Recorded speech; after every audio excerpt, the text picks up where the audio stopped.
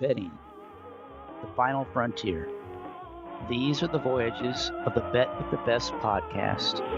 Its mission is to explore better ways to bet on races, to seek out new, successful players, and to boldly go where no podcast has gone before. Welcome to episode 8 of the Bet with the Best podcast. This week we have another great guest. He's a retired gambler and an economic analyst on pari-mutuels. He has been writing about the business side of racing for many years and understands the racing game as well as anybody I know. I'm happy to introduce Maury Wolf to the show. Hello, Maury. Hi, Chris. Hi, Chris. Thank you for having me. I've known Chris now for goodness knows how many years.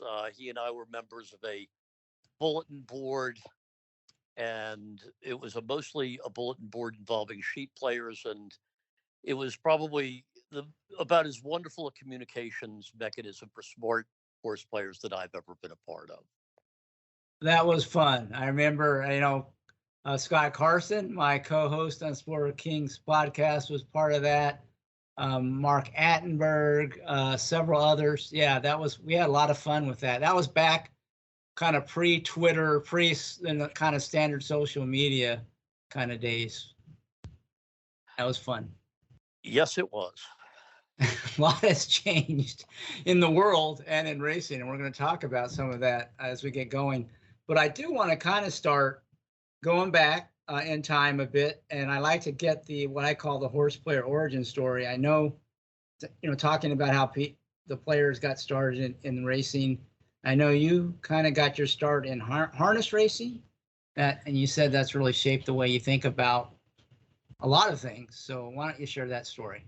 Yeah, I got my start in harness racing. It was one of those classic stories that a naive high school kid believes, that I heard some story about some guy who was minting money at the racetrack, and all you had to do was come out to the racetrack and he'd give you his picks, and it was just the road to riches. Well, it turned out that he was a big bettor. He liked to bet, and people saw that he cashed for a lot of money. They just didn't see the other side of it, which is he lost a lot of money as well. And of course, it wasn't the road to riches, but it was my introduction to the sport of harness racing. And one of the important things about harness racing, which focuses your mind immediately, is the geometry of harness racing. This was a half-mile track, which back then was the standard in harness racing. And essentially, if you drew an inside post, your chances were much higher. And if you drew an outside post, your chances were almost nil. And that introduced me to the idea that configuration of racetracks is really important and post positions are really important. And I think when I came to thoroughbred racing, I had a different perspective on the importance of those particular aspects of the game than people who got their starts in thoroughbred racing. Post positions, when I was in the early parts of thoroughbred racing, was something that was hardly discussed. People really didn't consider that an important variable. It got a lot more attention over time, with particularly with inside speed biases. But for the longest of times, post really wasn't something that was a major factor in thoroughbred handicapping. And I think harness racing taught me that it matters. It taught me other things too, but that's not as pertinent. Well, maybe anything else that kind of really helped you. I mean, what about trips? Because I know, that it's part of it's what you said, but I mean, trips in general. It taught you a lot about trips, and it taught you a lot about the honesty of what was before you. Harness racing was, a half-mile track, was particularly prone to manipulation, and you would see it play out on the racetrack with some frequency. The addition of the cart to the horse means that it's not even, it's just much harder to go by. And that is a fantastic scenario for anybody who wants to control a race. And harness racing was just more susceptible to that when it was in that period of its existence. You had half-mile tracks, you had post-position dominance, and you had the ability of drivers to control races just by sitting second. And that, it unsurprisingly, made for some race results that were not the ones that might have happened if everyone were trying. So you're implying there might have been a little bit of a wingman type races sometimes in the harness. Hey, you even see that in thoroughbred racing. With Bob It's a lot Baffert. easier in harness racing. Yeah, nothing like a good wingman in a harness race around a half-mile track is what you're saying. That's what I'm saying. Okay, well, that's interesting. So you got started in harness racing. What got you into the thoroughbred side? When did you make that transition? I think I made it in college. The transition was that thoroughbreds are just more interesting. Harness racing, every race was the same distance. Again, the post position bias was so important, and that wasn't lost on the betting public. And thoroughbreds were a much richer handicapping environment, and that was the attraction. The different distances, the different number of turns, just it was a more complex problem, and it just struck me that there was more opportunity in thoroughbreds than there was in harness racing. In harness racing, you really needed a lot of money because you were going to be betting a lot of short priced outcomes.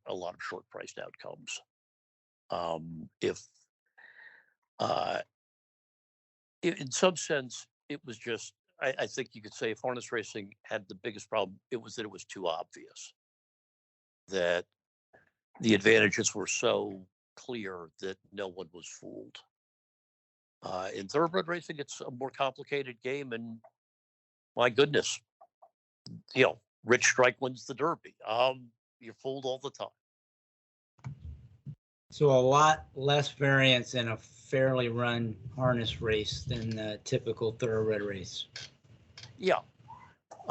It's also about positioning. I mean, essentially, jockeys will have more ability to affect how a race is run than harness drivers do, simply because of the nature of the geometry of the track and the extra length of the cart.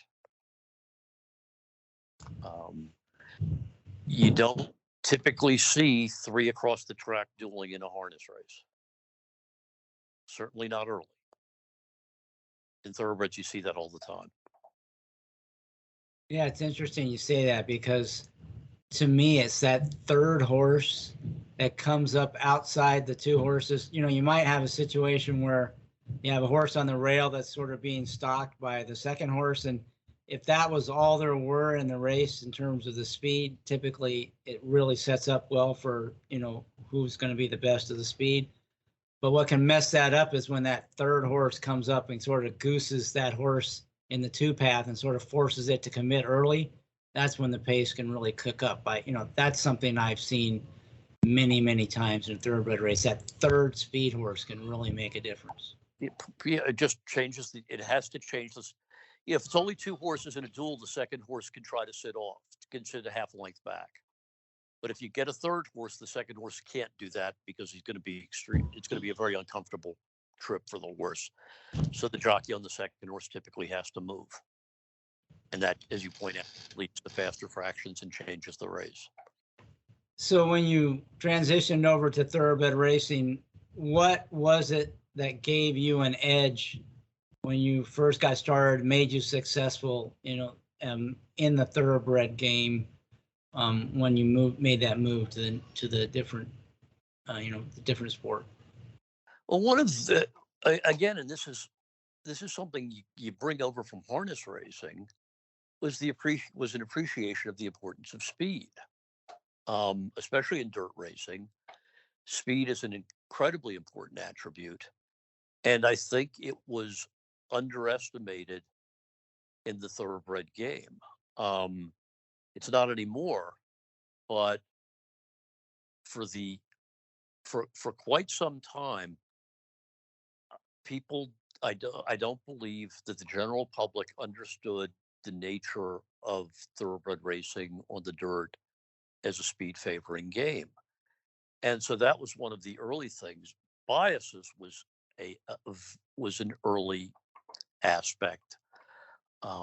It's changed quite a bit over time, but in the earlier in the earlier part of my career and through the middle of it,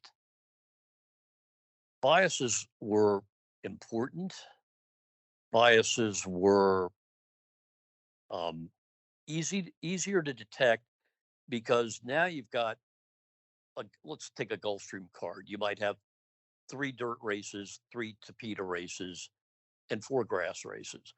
So you're trying to figure out what the bias on the dirt is off 3 races. Good luck. But back then, a lot of tracks ran dirt only, and the tracks that did run grass races, with the exception of New York, typically would run maybe 2 grass races.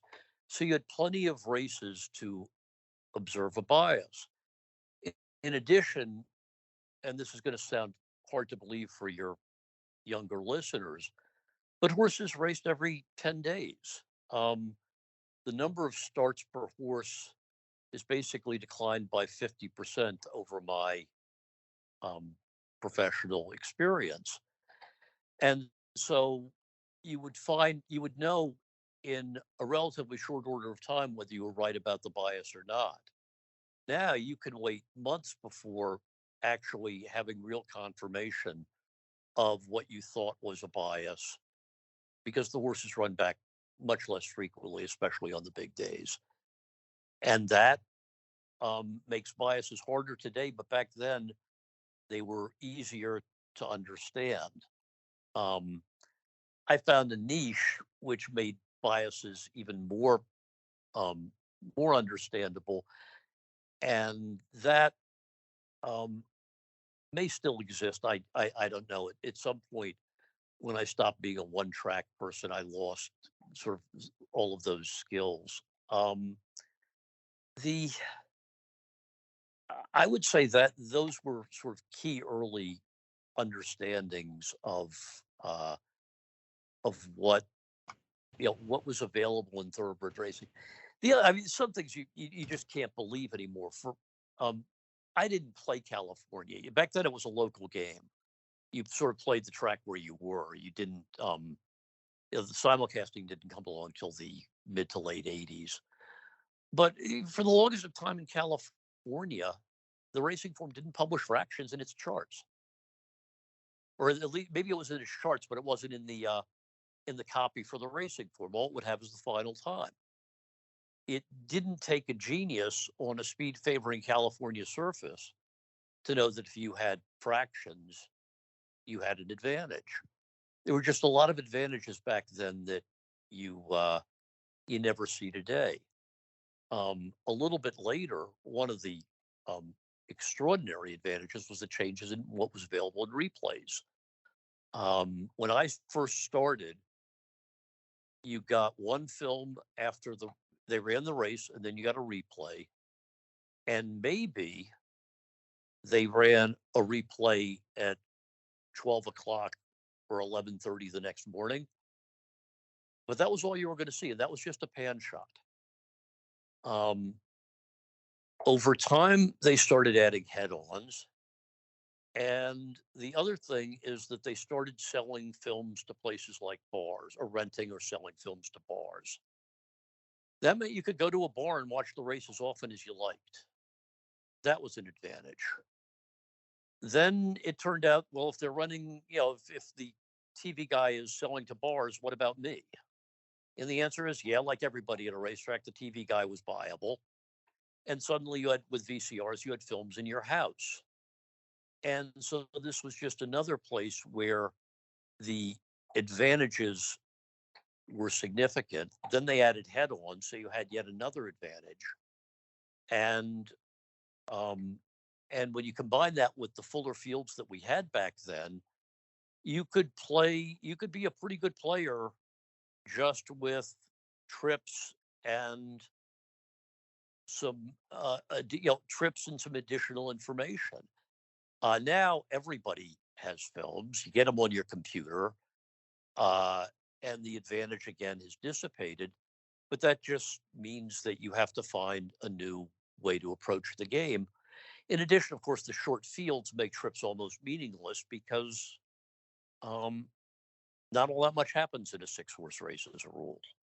Um, and so that was an advantage that you had back 15, more than that, probably 20 to 30 years ago, but you don't have it today.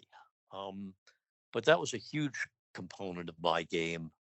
Um, an aspect of the racetrack that was just, again, a peculiarity of where it was, of the way it was set up, is that for horses to come to the paddock, they had to walk by you. Most racetracks, that's not the that's not the mechanism, and so you could actually look at the horse as it walked over, and you had plenty of time to go back, look at your notes, and see if there was something new, usually bad, because that's the way horses are. They tend to get physical problems, not get better. And if you saw something big, or something, if you saw a tendon looked like it was bigger than it had been, well, you knew that that was a horse you probably wanted to avoid. Um, and that was another aspect of when the game was local, is you could actually, and when the horses ran frequently, you got to know all the horses. You literally got to know the horses. Um, and so you had a familiarity that you'll never get watching television on a race 1,000 miles away. Um, and that was another thing that was available when the game was essentially your home track, and you didn't have the ability to bet New York and Florida and California and all of those things. There's certainly advantages to the current setup, far more opportunities, but there are also disadvantages, and that was a significant one. Um, what I found is that, at least with the smaller tracks in the initial world of simulcasting, they got hurt pretty badly. Handle tended to decline, and suddenly you were looking at pool sizes that were just difficult to have a game in, because you just had too much pari-mutuel effect for not very much money. Um, that that's changed now, in the sense that even the smaller tracks have significant handles, but in the sort of the early simulcasting and middle simulcasting era, the smaller tracks struggled to get their signal in the marketplace, and that meant that a lot of smaller tracks simply didn't have the handle to maintain their business. The I mean, you see this race. I mean, this goes on to this day, where you see racetracks continuing to offer a million different pools, and none of them have any money in them. And so it's a mystery how anybody can make a bet in them at all. If the pool's a few $1,000s and the take is 20%, I mean, if you're betting $20, you're probably having an effect on an exotic payout. And that's just that's an untenable game. So you covered quite a bit of ground, and a couple of, I guess the theme that runs through that, the whole discussion you had there was the game keeps changing, and what was an edge will eventually evaporate as people catch up, either technology or other players. I mean, nothing works forever. And if you did the work back then on trips or pace analysis or even speed figures, you had a big edge because none of that was widely available, right? People had to do it on their own or they didn't have it. You couldn't get it in the racing form. So Right.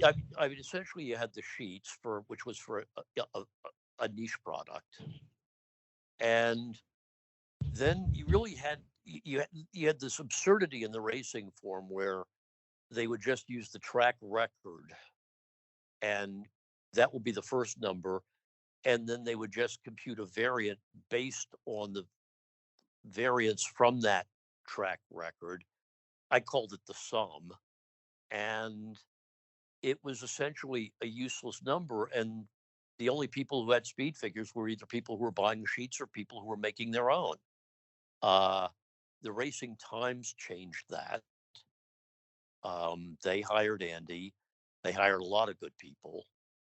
And then when Robert Maxwell went overboard and the Racing Times ceased to exist, the Racing Form bought the Racing Times and took with it many of the good aspects of the Racing Times, including their people and including Andy's numbers.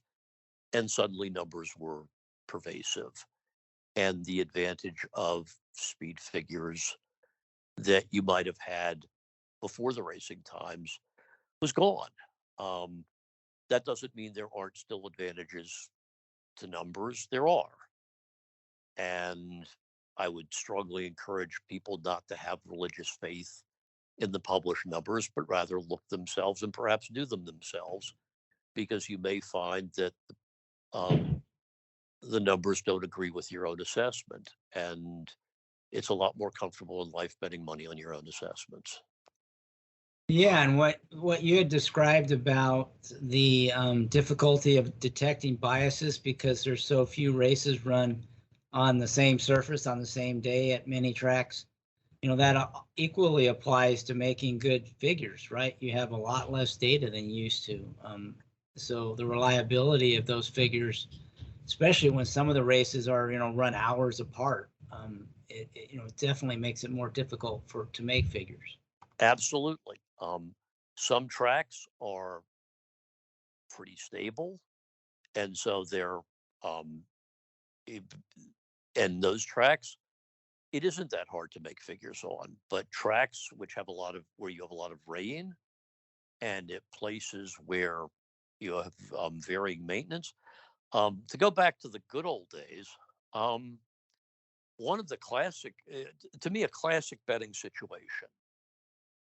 There was a racetrack that, um, again, when in and this was with older forms of racetracks, tracks would freeze in cold weather, and the solution to that was they would have to send the harrows around all night to prevent the racetrack from freezing into hard dirt balls, which of course was extremely dangerous for the horses and extremely dangerous for the jockeys. And so the only choice they had was to maintain the tracks um, throughout the night. That tended to make the rail pretty bad because you were continually sifting through the dirt. And since tracks are typically um, are not flat surfaces like a pool table, but instead are banked, over time the dirt would tend to go to the rail. And so you would have tracks with just amazing results where the sort of slowest and widest horses would win. And clown riders would be the ones who were out there because they were the ones who could control their horses least effectively. And so you would have the situation where in some cases you were better off with a 10-pound apprentice than you are with the leading rider at the racetrack. Now it's the leading rider at the racetrack who's going to get bet, not the 10-pound apprentice. So you would have these wonderful situations. An even more interesting situation, which I've only encountered at one track, but maybe it occurred at others. I certainly was, I wasn't aware of what was going on at other tracks at that time. But you would have this freeze thaw situation where the track might be frozen at the start of the racing card, but because of the way the sun hit the racetrack, it would start to thaw. And so initially the rail would be good because on a frozen surface, typically it's the fastest way home is the inside, and just it's a hard track, and tracks horses can't make up ground. Then as it thawed, the rail would become terrible, and you would have horses circling, and that's a really hard scenario to bet unless you're looking for it. And that offered all kinds of opportunities. Those were that was something that was available then. These days, um, much less so. Uh, Tracks are better maintained. It's got global warming has probably helped as well. But you don't see the same, and you also have a lot more cancellations now. So you don't see the opportunities. It's just another opportunity that was there for a while and now it's gone. But it just again emphasizes that the game changes, and it's up to you as a horse player to find things that work. And if the market is efficient and the equity comes out of certain things, well, you better find something else. Um, and as you point out, speed figures like biases are very hard to make for 3 and 4. Off of 3 or 4 races. So you get situations. One of the races is won by 10. Another race is a maiden special with half the field as first-time starters. How are you going to make a number on a day like that? Yeah, with smaller fields too, right? Fewer Yeah, data points within the race, even. absolutely. And so it's a much harder job today than it was back then. When, as I said, you had almost all dirt races, and um, and you just didn't have you didn't have a dirt race and then 2 grass races, and so it was an hour and a half between races or an hour between races, and it was just a much more consistent figure making was more consistent then.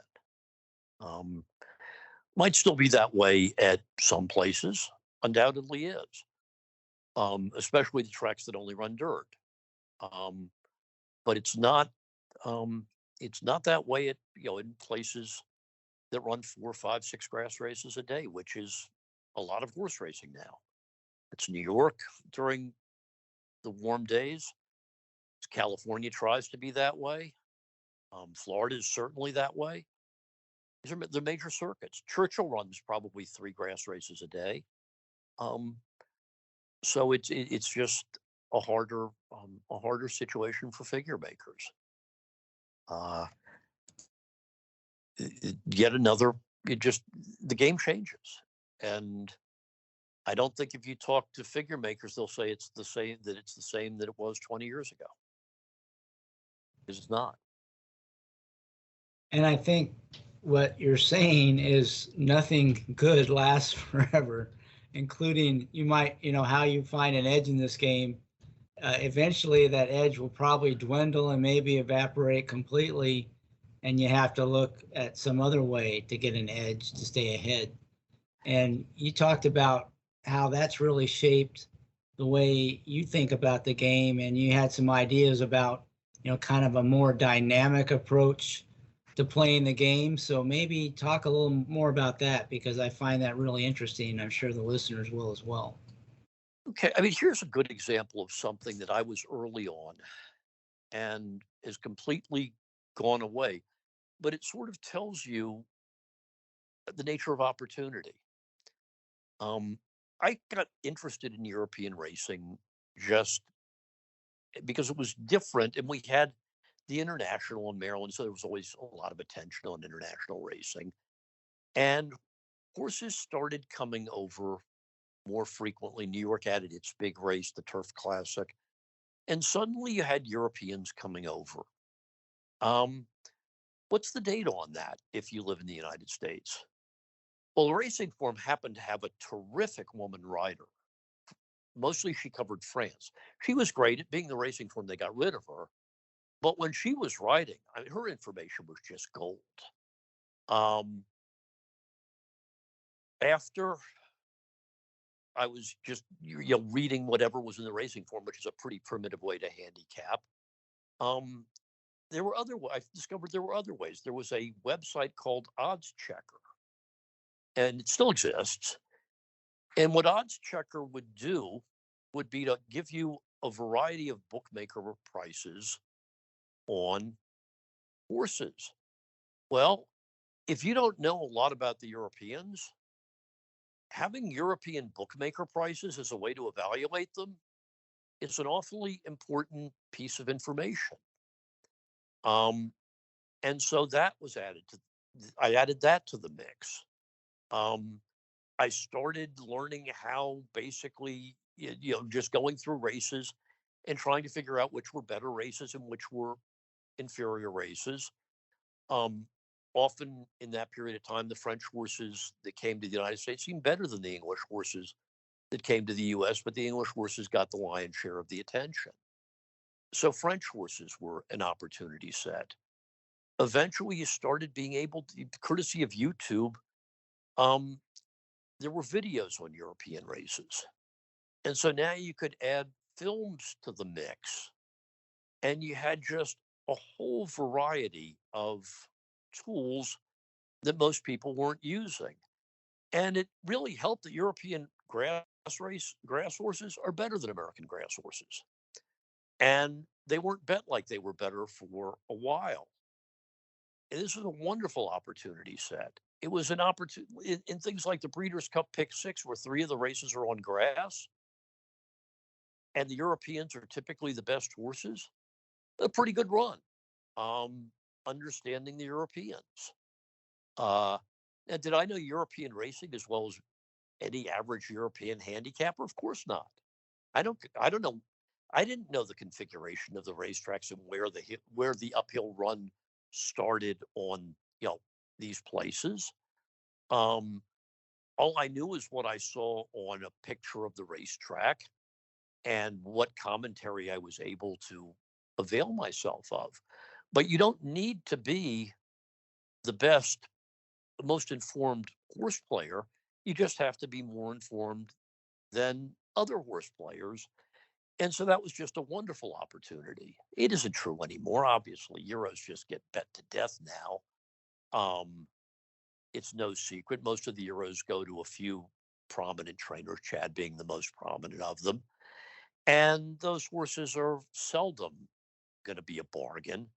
Sometimes in the Breeders' Cup, you get bargains. But in the run of the mill, sort of stake race that you see now, they're much more efficiently bet than they were 15, 20 years ago. It was a wonderful opportunity that lasted for a long time, but now it's largely gone. Um, and indeed, now I see Europeans getting bet. And I don't understand it. They run great. Somebody understands them a lot better than I do. And that again is just the progression of the game. The other thing that's changed is, of course, Europeans are now much more talked about than they were a long time ago.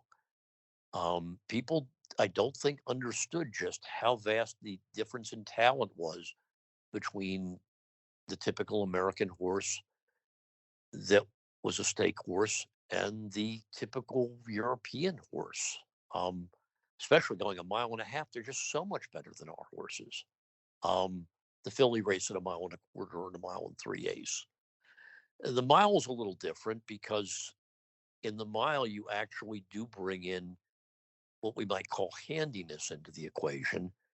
European horses don't run two turns as a generalization, and their ability to accelerate can be compromised by the length of the stretch. They simply don't have the opportunity to show the turn of foot that they have back home. So that race is a more competitive race for Americans than the marathons. The other thing that's changed is now with Chad having so many ex Euros, it's no longer a situation where the Europeans are necessarily better because he's got Euros too. He's just had them over here for a year or two. So that's an edge that was a wonderful advantage for a long period of time. But like everything in life, it doesn't last forever. And you have to be prepared and find something. You have to find new things all the time. It's it could be bets. It could be new distances that racetracks offer. So many opportunities out there. When carryover bets came along, people didn't understand them. They were wonderful opportunities. Um, Nowadays, all you hear about is mandatory distributions. You didn't hear about that when I started. I never. The phrase mandatory distribution is in common parlance a pretty new phenomenon. Um, Now everybody talks about it. Ironically, everybody talks about it at a time when the equity's probably never been worse, and when playing's never been a worse idea for the regular horse player. But that was an opportunity for a while. Um, uh, Rebating created a whole new set of opportunities.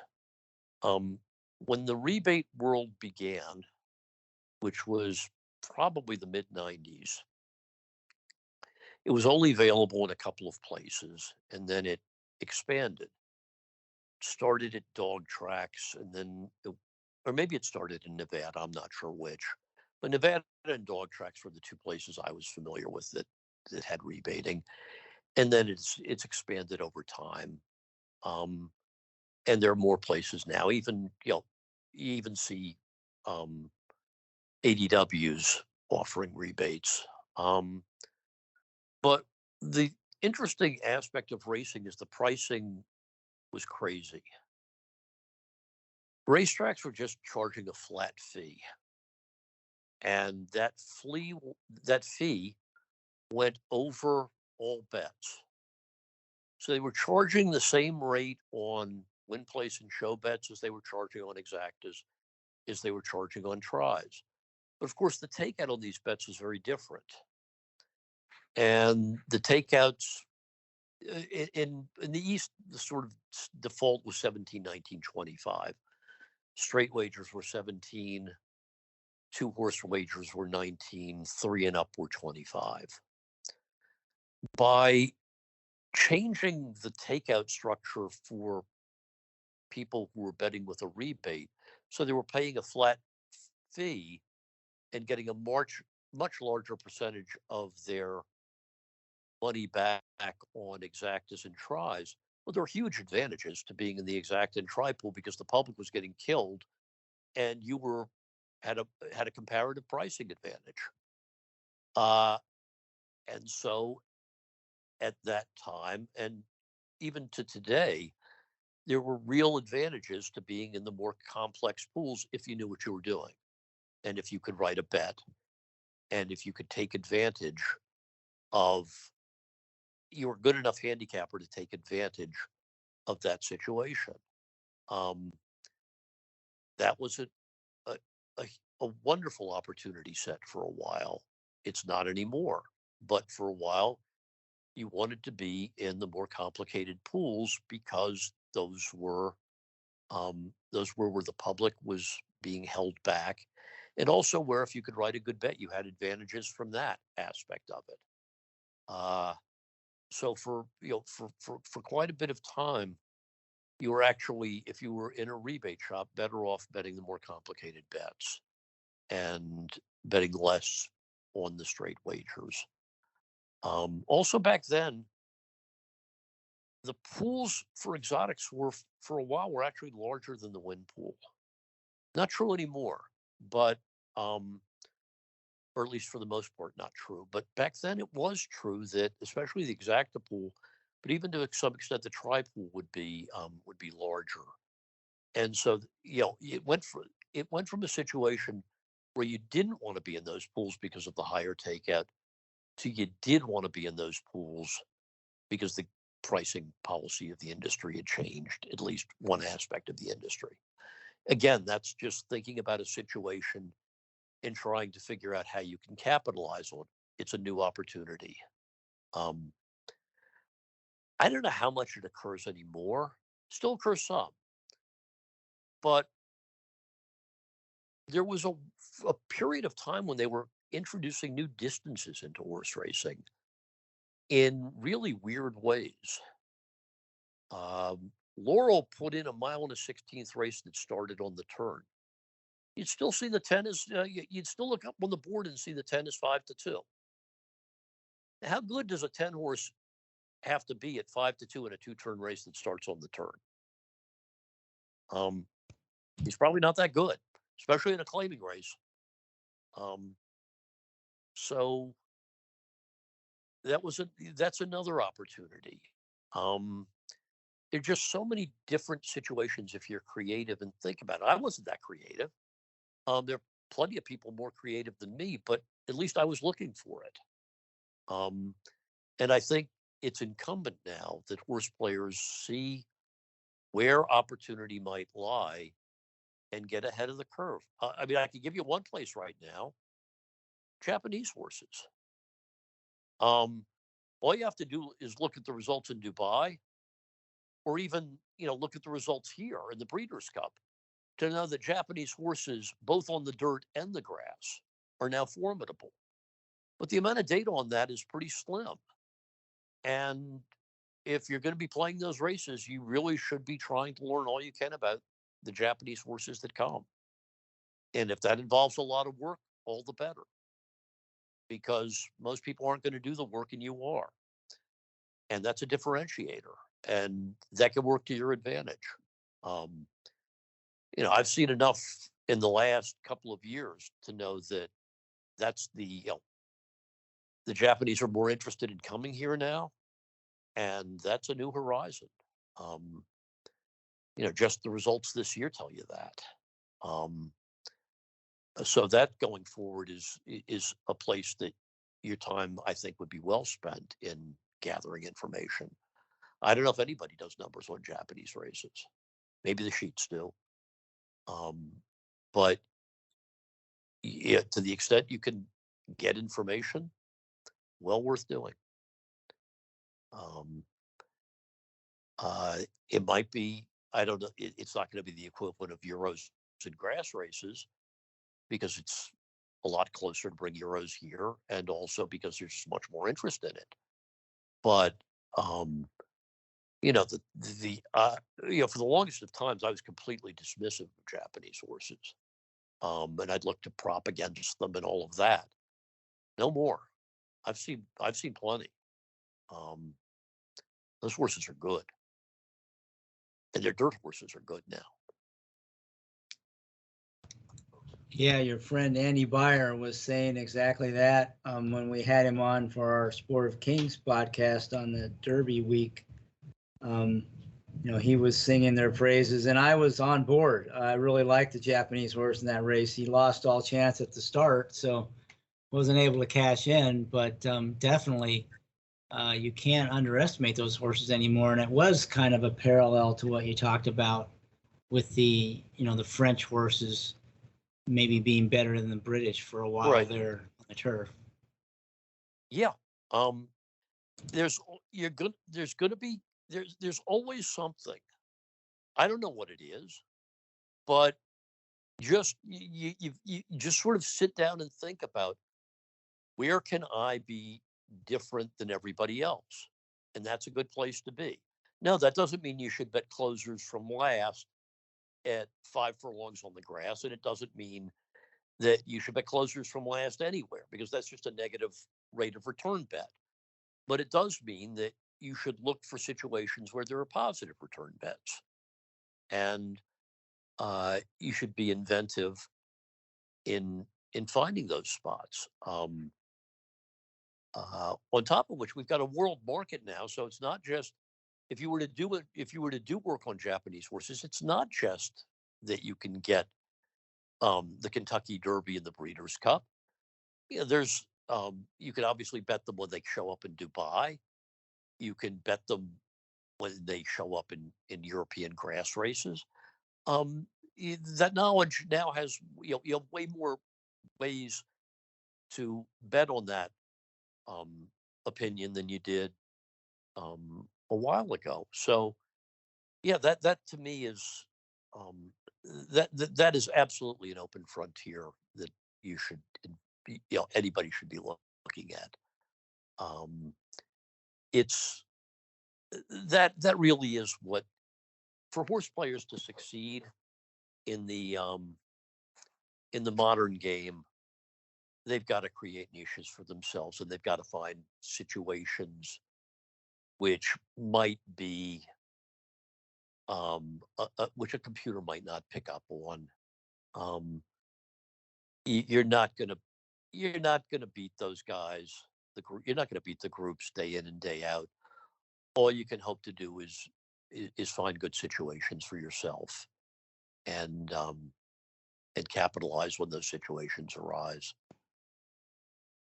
And you mentioned, I think, one of the places where you look for that opportunity is when there is something new, like something new. And I'll just give an example here.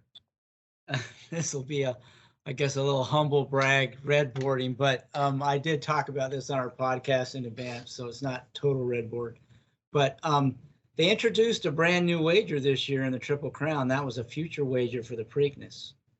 And it was clear to me when I started looking at the early odds that people had no clue how they should bet this pool and how it's different than like a future pool for the Derby. And the reason it was so different was that in the modern era of racing in recent years, trainers that if they don't win when they run in the Derby, they never run back in the Preakness. Certainly not the top stables. If they win, they've got to run because they're going for the Triple Crown. Although we've even had some cases where they didn't do that. But everybody else, has no interest in the Preakness typically. But people were playing that like, they were playing Forte as the favorite in the Preakness, and he was basically the same price he was in the Preakness that he was in the Derby, which made no sense at all because he had to win the Derby before or he wouldn't run in the Preakness because Todd Pletcher never runs in the Preakness. So, they could make just as much as betting him to win the Derby. Instead, they were having to parlay, basically play a daily double on Forte. It was just a horrible bet. And that was how they were betting all the Derby runners were way over bet because basically they were better off just playing those horses to win. Even Mage, who, everyone thought they had a great bet when he went to the Preakness like a 21-1 future bet, but he was 15-1 in the Derby, and he wouldn't have been in the Preakness if he hadn't won the Derby. So you're still much better off just parlaying, a win bet in the Derby into a win bet in the Preakness. And the horses, on the other hand, the horses that were targeting the Preakness were almost certain to go, assuming they stayed healthy, like Blazing Sevens and National Treasure and the horse that scratched for Brad Cox, First Mission. They were all way too high on the prices. You knew that on post time they're going to be much shorter. Now, so that was like a once in a lifetime opportunity. So I hammered that pool. My biggest bet this year was on the Preakness future pool. I bet a lot more on that than I did on the whole Derby card, and I, it really paid dividends. But I mean, I'm guessing next year it won't be quite so good. Maybe still be. It won't that edge won't last forever. But the only reason I had that edge is because people didn't understand conditional probability and trainer tendencies because it was a brand new bet, and they were just sort of betting it like they bet any future bet. So I think that's the kind of examples you're talking about, and they really tend to arise when something is new. Would you agree with that?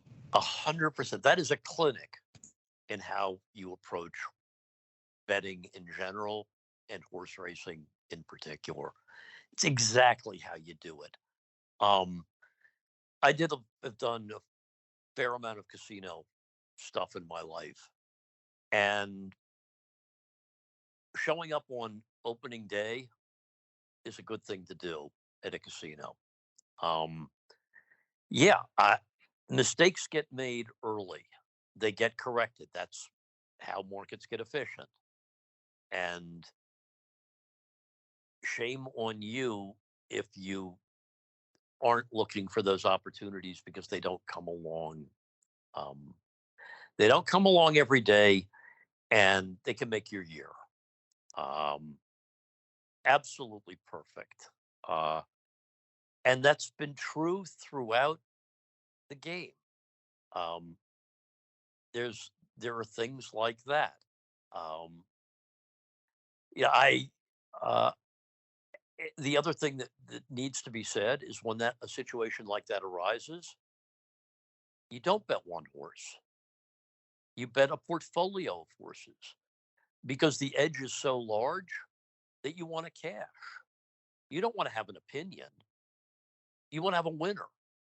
Um, and so, no, you don't just say, oh, well, these five horses are all good prices. I'm going to bet one. You bet all five. Um, just it's the right approach. Uh, More generally, um, and this isn't a new phenomenon, but it should be. It kind of goes along with the theme of the discussion here. The three best pools to bet in horse racing in America today, maybe the nine best pools, are the win, place, and show pools of the Triple Crown events. It's the most remarkable win board you will see in horse racing. This is what it used to be like 40 years ago or 50 years ago or whatever, when people were betting on whoever, the Lawton card, or people were betting on whoever was picked by the public handicapper, or they were just betting on colors or whatever. The amount of dead money in the Triple Crown straight pools is mind-boggling, and it produces it produces wonderful prices on the horses that can win the race. Um, now, do those horses occasionally win? Sure, but even when but um, it's just extraordinary how, and you'll see it in 2 weeks at the Belmont, where you'll look up and you'll see some ridiculous horse who has absolutely no chance at 20 when he should be 100, and you'll probably see three horses like that if the field is full enough. If you just looked at the Preakness board, you couldn't believe what you were looking at especially for the two worst horses, but basically for the four worst horses. Those are horses that on um, any race but a Triple Crown race are going to probably all be twice the three times the price that they were. And that's just another opportunity. That's just a situation where this is an opportunity. Does it? You're not going to make a living off that, but it's a pool you better be playing if you want to be taking advantage of the situations that horse racing presents to you. It's just a matter of an incredibly unsophisticated public in one pool or three pools if you go across the board. And that is something you don't see very often. The Preakness pool, as you point out, you're not going to see it next year. But when the situation arises, Preakness future pool, when the situation arises, for God's sakes, be prepared to take advantage of it. Here's an example of that. Kind of in some ways analogous to your Preakness future pool. I did not take advantage of this. My friends did, but I did not. I don't even remember when it was, but at some point they opened up a bookmaking joint in Las Vegas called the Sport of Kings. They took horse racing. There's very little horse racing in Nevada at that point, which wasn't pari-mutuel. And where it was non-pari-mutuel, you couldn't make a real bet anyway. They told everybody, please come. The guy who ran it put out, said what might be among the three most foolish statements by a professional in the gambling business I've ever heard. He said, I've never met a winning horse player. To which some of us said, you're about to. And I don't know how long the Sport of Kings lasted, a couple of weeks, a month, as it was originally intended. But it was just a party for anybody with a good opinion, because you could bet whatever you want and you weren't moving prices, and you could bet horizontal bets. And it was just a remarkable thing to be able to bet all the money, to be able to bet what you wanted and not pay a parimutuel, not pay the parimutuel effect. Yeah, obviously that's not how bookmakers operate in Europe, but it was, for a while, it was just a fantastic opportunity. Be aware of them. Yeah, that feeling that if you bet on horses, you must be a lifetime loser. That's kind of, pretty. That I've encountered that all the time.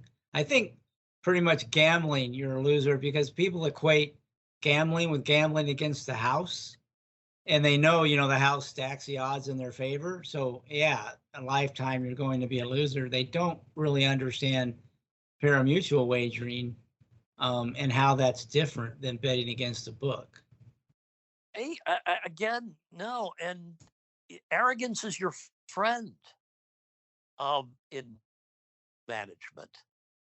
For the longest of times, management was convinced blackjack wasn't beatable. Ed Thorpe and the rest of the sophisticates showed them otherwise.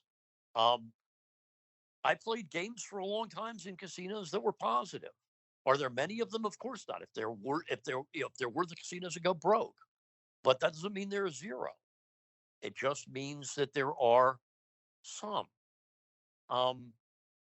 And if casinos are going to be arrogant about what they're offering and not really understand what they're offering, well, that's an opportunity for, that's an opportunity you can take advantage of. The Sport of Kings was just the sort of perhaps the ultimate in hubris, and it's just someone who had essentially no concept of what American horse racing's elite could do to them. And as I said, it didn't last all that long, and eventually they went parimutuel, and the place couldn't survive on parimutuel weight, the advantages they had in parimutuels, so they closed. But it was, for the people who were living in Las Vegas or the people who flew out there for it, it was a wonderful opportunity. And that, again, it's a one-time thing, but you add up enough one-time things, you can do pretty well in this world. Yeah, and the flip side of that is, just because you have an edge today doesn't mean you can sit fat and happy for long, because that edge probably will evaporate over time, typically. Yeah, or in the Sport of Kings case, every wise guy in the world probably, or half the wise guys in the world, descended upon them. And, yeah, and eventually the edge just goes away, and that is and that's why you have to be really hungry, if you will, to capitalize on the edge when it's there, because you have to know. I look back on a lot of things in my life with embarrassment and shame, because I treated them like they were going to go on forever, and they didn't. And shame on me for not taking better advantage of the situation when it presented itself. There's almost a human tendency not to do that, and just to not step out, but instead to stay in your comfort zone. And sometimes you need to step out, as you did in the Preakness Future Pool. You just say to yourself, oh my God, what a situation this is. And in that case, I knew it probably wasn't going to be this good ever again. So I kind of had the luxury of knowing, this is kind of that one-time opportunity to take advantage of this. I doubt it. Maybe next year it'll still be good, but it probably won't be anything like it was this year, where, it was just like upside down odds board almost. So, yeah, I guess the takeaway there from you, Maury, is carpe diem when you have an opportunity, right? If you don't, somebody will. So let's talk about some other aspects of racing where, and maybe kind of, how some ideas you might have about how people might be able to find an edge. So fixed odds wagering still pretty new in the US, probably pretty limited. What is that something that you've delved into in the past? And what do you think about opportunities in the fixed odds world? Do I love the premise behind the product? Oh my goodness, yes. Um, is there opportunity? There will be, but just as what we were saying before. Um, I was reading something a couple of days ago by a professional sports. I assume he's a professional sports bettor. Was certainly a knowledgeable. It was certainly a knowledgeable riff. And what he was saying was he was talking about European bookmakers in particular, where, and I think this is probably true of the U.S. places to a lesser extent as well, that they all have algorithms now which identify smart play. And the algorithms don't require anymore that you even win.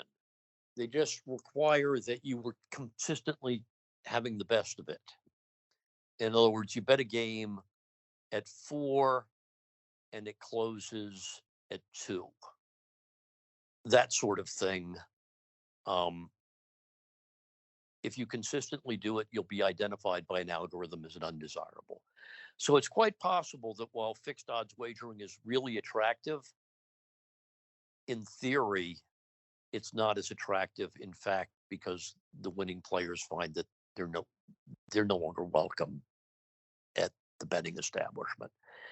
If that doesn't happen, then I think it's again, it's how much can you bet? It's liquidity. It's all of that. But yeah, I'd much rather bet it. I'd rather.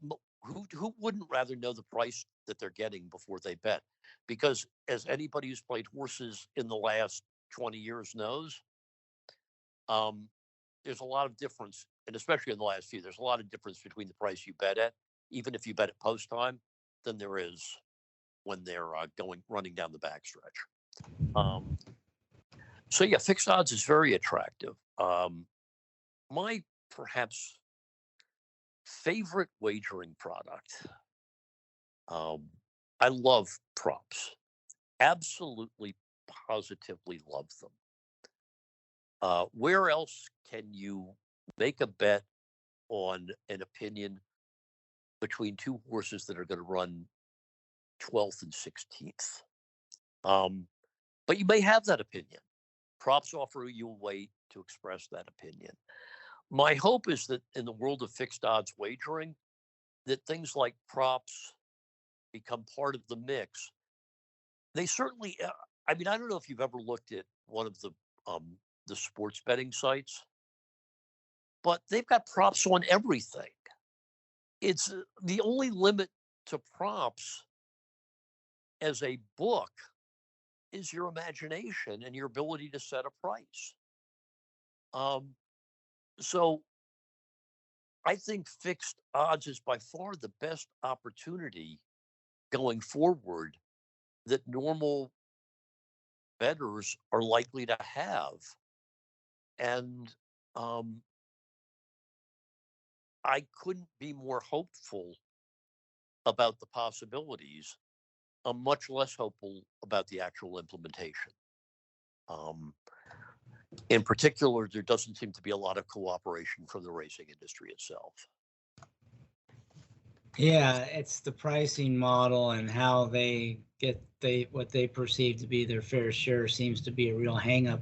But what about a related but definitely different um, exchange wagering where you don't have to worry about getting shut out by the house? What do you think about exchange wagering? Is that something you've looked into or I had a Betfair account a long time ago. They threw me out because I was an American. I'm quite interested in exchange wagering. you, again, it's liquidity. Exchange wagering doesn't do you all that much good unless there's someone on the other side of the market who's willing to take a bet. Now, who is that? Probably not somebody you'd like to be betting with, but it's sometimes that's not the case. And I I think the opportunities are good, but again, only with the cooperation of the industry, because it's an inexpensive pricing model, which seems to be anathema to everybody in our business, and um, and that model um, requires it requires risk taking on one side and also risk taking on the gambling side, but a different kind of risk taking. Um, and I think it's just absolutely terrific product as long as you can get the races people want to bet on, and as long as you can, the bettor can actually make a bet. It's not a lot of, you know, and for most of us, it's not a lot of fun to have $3 to win on a 39-1 shot. It's just that's just not it's just not worth the trouble. And uh, if you don't have liquidity, that's the kind of pools you end that's the kind of offers you end up with. Um, you can probably bet a lot of money on a favorite, but you won't be able to bet on the higher priced outcomes. So Uh, that liquidity becomes an issue, even in pari-mutuel wagering, like you said, depending on pool sizes. That's always a challenge trying to get, the wager in either without getting shut out by the house or finding somebody on the other side of the bet in exchange, or, you know, you know, reducing your odds in the pari-mutuel pool if you're playing a small track, an exotic wager or something. So that's always something you have to be aware of if you're really trying to make a significant amount of money on a play, right? Absolutely. Um, and again, everybody's different, but most of the worst players I've known that were successful weren't grinders. It's just a really expensive game to grind. What pays for everything is the big successes. And if you're limited in how much you can succeed by pool size, it's just harder to get. It's just harder to get um, the amount of winnings you need to support yourself and to support your family and so forth. So you need liquidity to have any chance to succeed. Um, and many of our even today, many racetracks, there's too many places where there's no liquidity. There's too many pools. Um, and so essentially I don't, if you can't bet 10 or $20, then what's the point of offering the opportunity? So I want to follow up on one thing that you said, where you talked about the late odds changes and how that's added a new dimension to the challenge of playing horses. And to me, that's an example getting to this, how do you find these new edges? A lot of times the changes are negative, or at least they're viewed as being negative, that can not only create a barrier or a challenge, but also an opportunity. So, that even the late odds changes, if you did some work, you might be able to understand those in a way that most players don't, what odds are going up and down, and maybe get an edge in that way. I'm not saying it would be easy or even possible, but maybe. I mean, that's an example of something has changed that's made it more difficult for players. But now, can you take advantage of that and develop some sort of insight that most players don't have that turns that, what I like to say, turns that lemon into a lemonade? So what do you think about that? Not necessarily that idea, but that way of thinking. Okay. Well, first of all, I think it's and I know so many horse players who do this, and I don't understand it. It is crazy not to understand the environment you're in. Absolutely insane. And it's if you're not paying attention to what kind of horses get that kind of action, shame on you. Um, there was a time in life, Chris, when you could bet an only speed and the horse would be 6 to 1 and you go off at 5 or 6 to 1. If you bet only speed now and he's 6 to 1 going into the gate and he goes off 6 to 1, chances are one of two things. One, you were wrong and he's not the only speed. Or two, that you got incredibly lucky and somehow the groups didn't agree with you. Um, because speed is a huge component of their betting, and that's been obvious for years. And anybody who anybody who plays speed horses and doesn't understand that that is likely to occur just hasn't been paying attention. Now, knowing that, the reverse might be, and this is kind of your point, is well, there's a horse who looks like he's the only speed. I don't think he is. I think someone else is going to dog him, and I like a closer. Well, the closer might go up in price. And so that might be a good bet for you in the last flash, in that maybe the way the money goes doesn't agree with the way you visualize the race. Um, One of the things that's pretty clear is that groups don't like first time starters. Um, Not hard to understand why. The data on first time starters isn't very good. But if you have good clocker information, or something from Mike Welsh is fantastic, or maybe one of the other clockers, or you have some breeding angle that you think applies to first time starters, or you have some trainer stat that tells you that this might be a good bet, whatever the reason, knowing that the groups tend not to like first time starters might encourage you to be more interested in that proposition, because you probably won't get the 5 to 1, 3 to 1 flash at the bell. You might get unlucky, life happens, but there's a decent chance you won't. Um, and so that's something you could be looking at. But for God's sakes, you have to know what they're doing. You know you're not going to know who. No, look, if you knew who they were going to bet, you'd be them. No, you don't know what the algorithm does, but you can know their tendencies. And their tendencies are that they like certain things more than other things. No, they don't like outside posts going 2 turns. Um, what a surprise. Probabilistically, the inside horses do better going 2 turns, and the board may not, in fact, reflect that. Um, so, again, you need to anticipate what's going to happen. Are you going to be perfect? Of course not. Lots of times you're going to bet a horse that's 6 to 1 and he goes to 3. That's just the nature of the new game.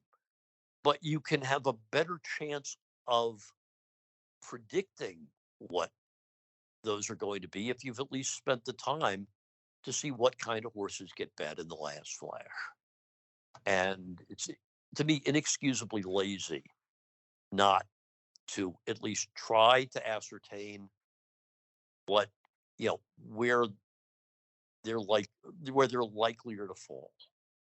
And if you think they're likelier to fall on one of your horses, then don't be disappointed when the price goes down, because that was probably something you should have foreseen, or if not something you should have foreseen, at least something that you should have thought about. Um, and I mean, I hear this. This is like a permanent horse player lament, and it's pretty aggravating. I mean, eh, you know, there were times when, especially last year, when the Keeneland board was just ridiculous. and you had no idea whatsoever what kind of price you were going to get. Um, and that's exceptionally frustrating. But at least you can try to have a better understanding of the process.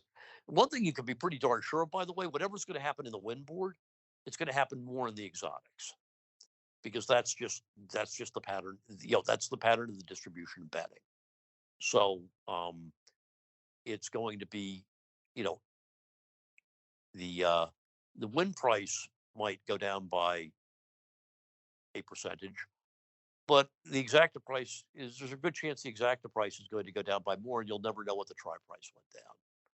But chances are, it's going to get hit. And it's just very hard competing against that. One thing that horse players, if you don't understand it, you should. These guys are good. Groups are really good at what they do, especially the best of them. And, uh, when that's the competition, you'd like to be betting where they're betting less. And you'd like to be playing with an advantage that you can afford to lose some of it and still have a good bet. You need to think about the possibility. It's a good bet at 8. Is it a good bet at 6? Especially if you're betting something that you think is in the kind of thing I've described. The horse with the paper horse in the maiden race with 4 first-time starters. That horse is probably going down at the bell. The the horse that's going to control, you can kind of expect that horse to go down at the bell. And those kinds of things. And you should know that. As a horse player, the Saturday player should know that. But someone who's spending a lot of time watching horse races should know that.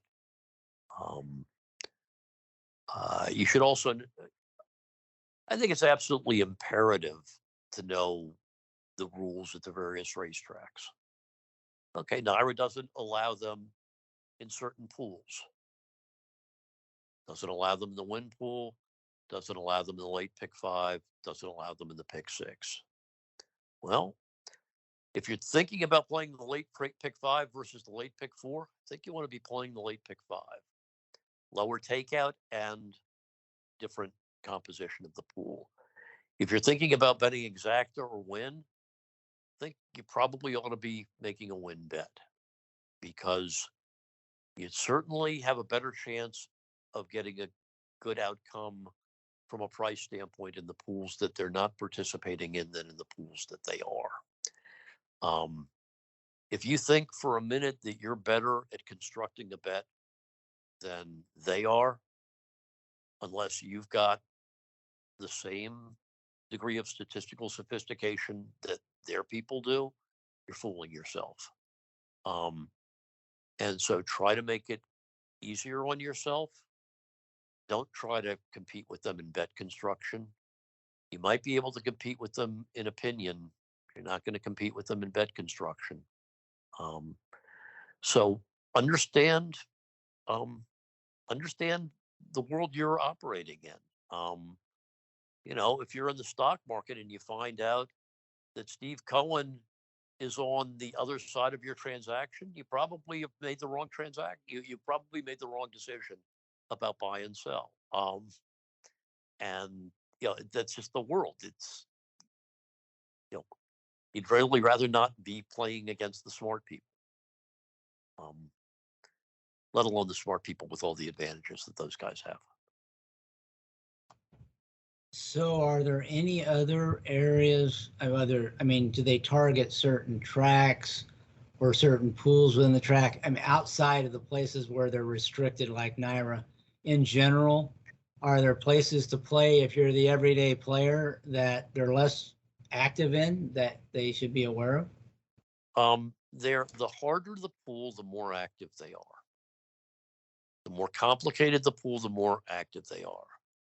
I think the constant shilling for pick 5s that you see all over the place is terrible for the general public.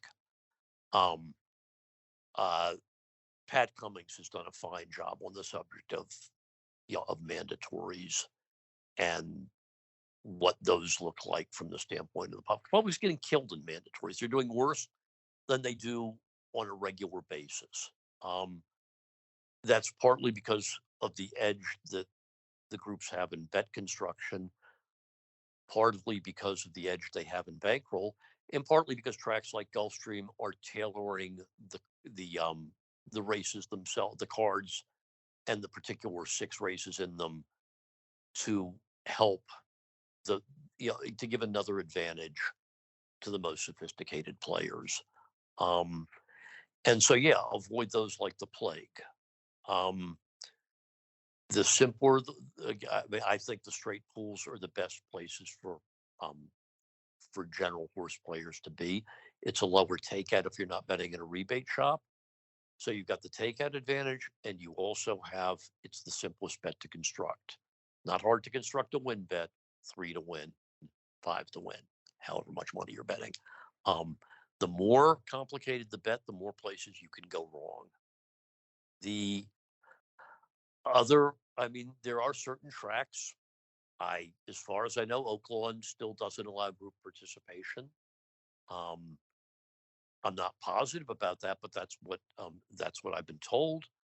Um, so especially if you're good at dirt racing, that's a place you look. Um, it's uh, it's simply a matter of trying to put yourself in the best position to win, and the best position to win is probably not playing against the best players in the world.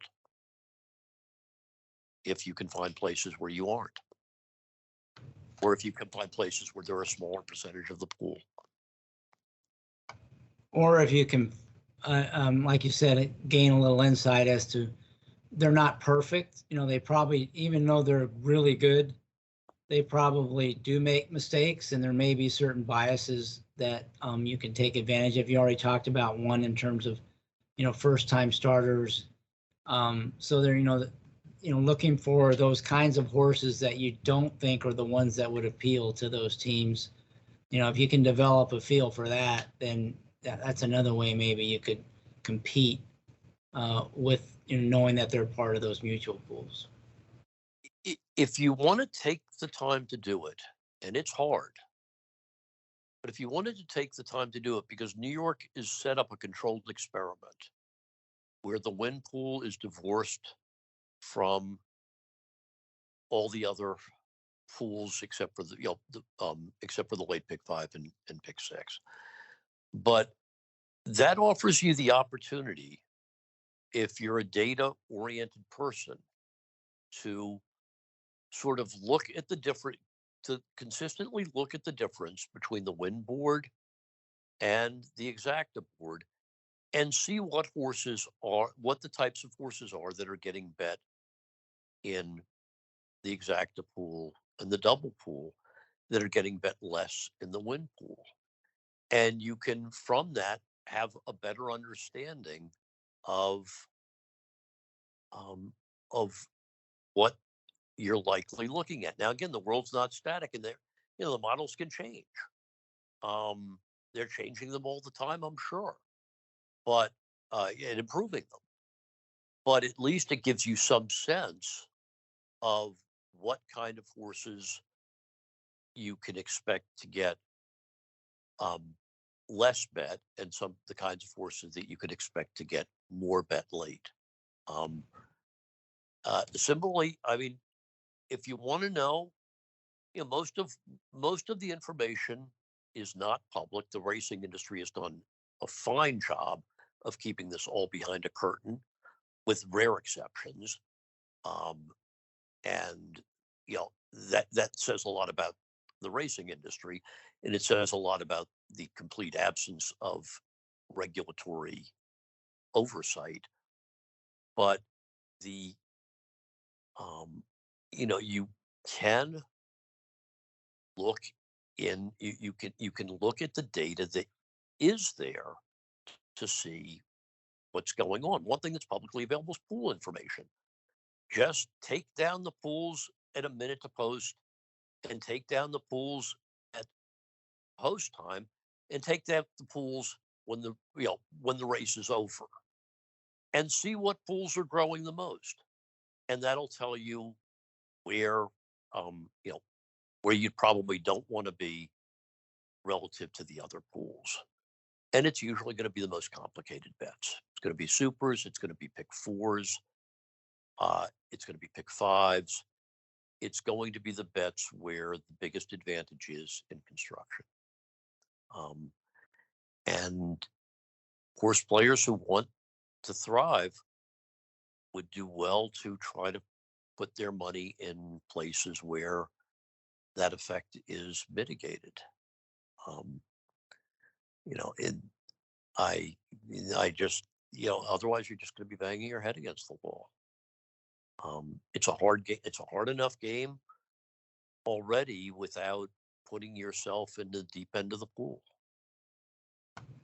Well, it was real interesting, the thing you said about, NYRA's kind of got an experiment going now where you have, the win pool that supposedly doesn't accept wagers from the teams, but the exacta and double pools that do, and looking how those differ. And to get a little more insight as to what where there's the biggest difference between the general public, at least in New York, and the teams, and how that would probably show in late odds changes elsewhere as well. The other thing, that kind of obvious thing there, would be you also noted that these teams are pretty good, pretty sharp, probably sharper than the betting public as a whole. Probably is not the word. They are, because we know from at least limited data they make money, and most of the betting public loses money. So just knowing that, you could just bet blindly, using the information they're giving you, the teams are providing you in the exact and double pools to bet into the win pool, right? Yes and no. The problem is it's acting on the information. To the extent that the exact information comes in too late for you to act on it, it's not really going to do you any good. The double is a good leading indicator. It's not perfect, but it's good. And yeah, I mean, you're crazy not, in other words, if you see double prices that are lower than win board prices, you should at least be incorporating that thought into what you're going to bet.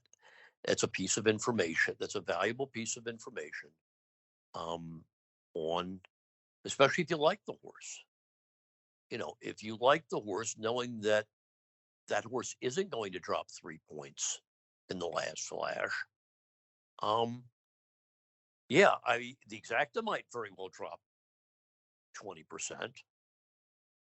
The exacta's off that horse, but the win odds are protected.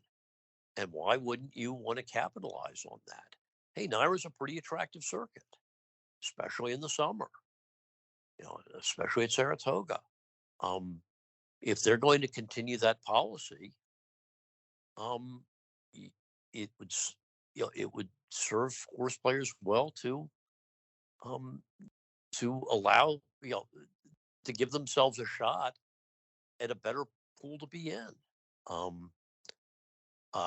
It's gotten a lot of publicity. I don't think it's gotten enough. It's a really good situation for bettors with decent opinions. And as you point out, you can add a little information from double pools. I think that it's I think it's a natural for your typical sort of good everyday horse player, but he's not as good as the as the top of the market. Very strongly believe in that. And it doesn't hurt that you're in the low takeout pool. It's a good place to be too. All right, so we spent really interesting discussion on the challenge the teams provide, but also with every challenge comes opportunity, and so I think that's the way you have to look at it. At some point, maybe you just throw up your hands and give up, but if you're sort of dogged and determined, like some of us are, you might be able to turn some of those limits into lemonade. So let's talk about a couple more aspects where you might be able to approach it in this way. So foreign racing, you've touched on that already. Foreign racing today, one of the things I've always noticed, I don't play the foreign races regularly, but like some of the big days, like from Dubai, I'll look at the cards, and typically those aren't commingled pools. They have an American pool, and that I've discovered, the U.S. horses get wildly overbid in those pools. That creates some value elsewhere in the races if you have any sort of insight as to the form of those other horses. Have you experienced the same thing, or any opinions about that, or foreign racing in general in terms of opportunity? Okay, I didn't bet. I mean, I have not bet foreign races. I think there's probably wonderful situations there. It just wasn't something I did. Um, what you're describing, believe it or not, existed for the first few years of the Breeders' Cup, um, where there were separate pools in tracks had separate pools and so forth. It wasn't one commingled pool, and you could find price there. It was like you could find east-west price advantages. Um, you bet the California horse in the east, and you bet the eastern horse in the California pool. Um, the Breeders' Cup remains a wonderful place for that if you've got anybody who lives in England who's got a Betfair account. There are just vast discrepancies between the prices that you'll see in Europe and the prices that you'll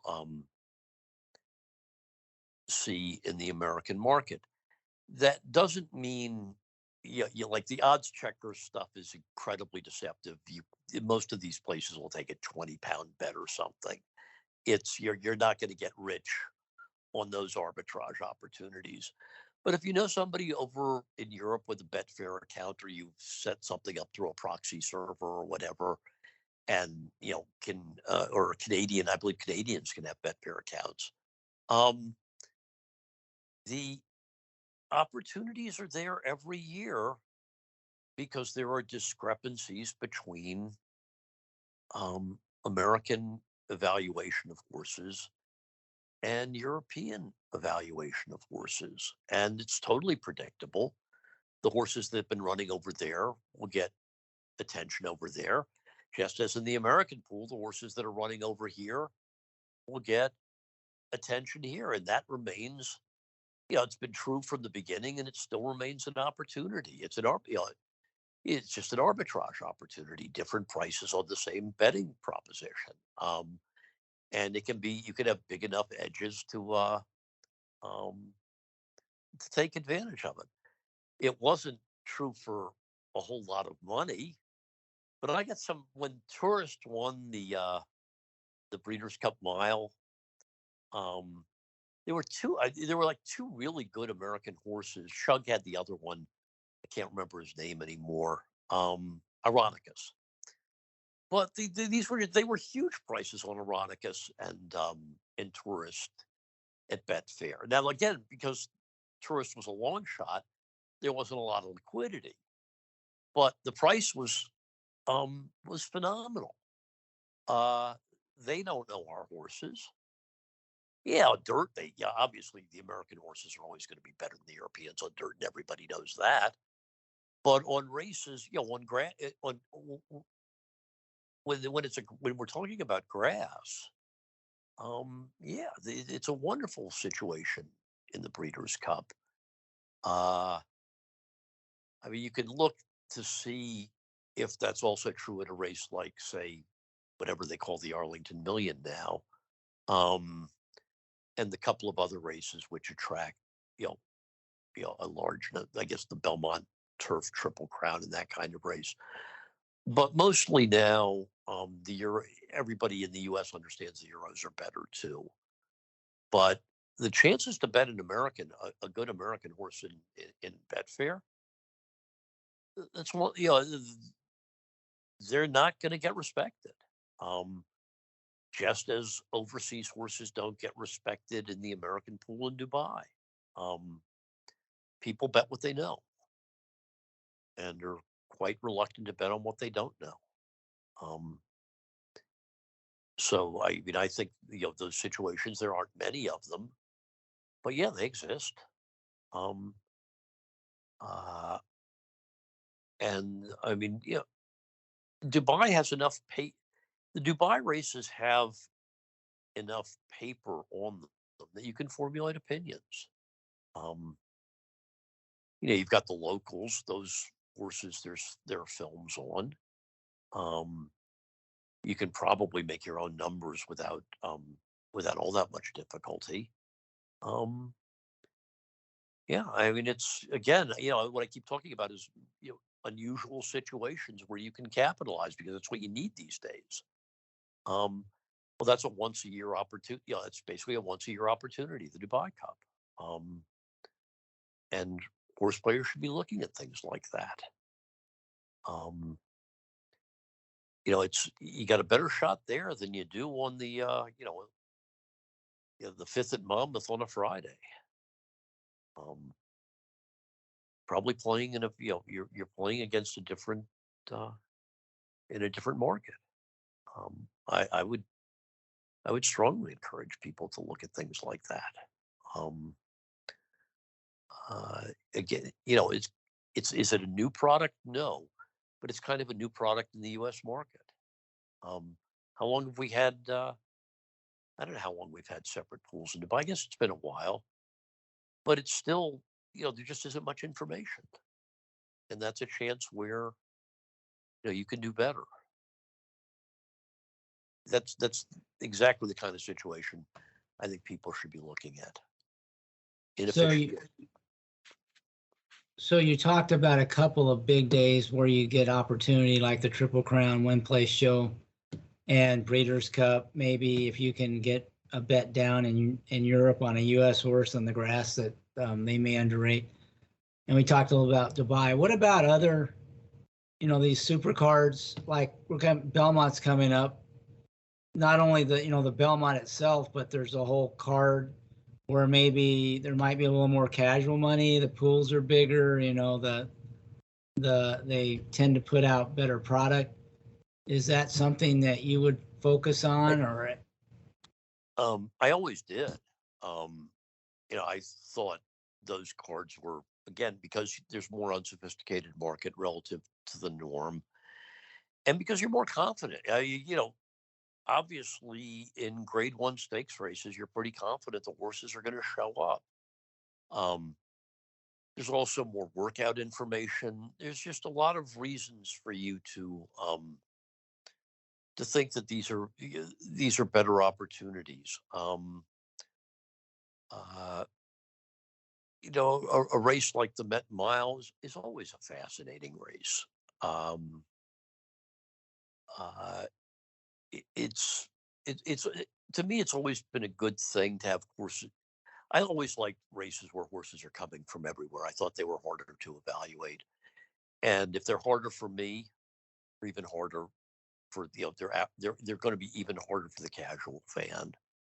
Um, and so that's a situation that I think demands that horse players pay attention and be more willing to bet. The other thing, it's probably not true of most of the people listening here, but there's no the only people who have parimutuel effect on that kind of day are the groups.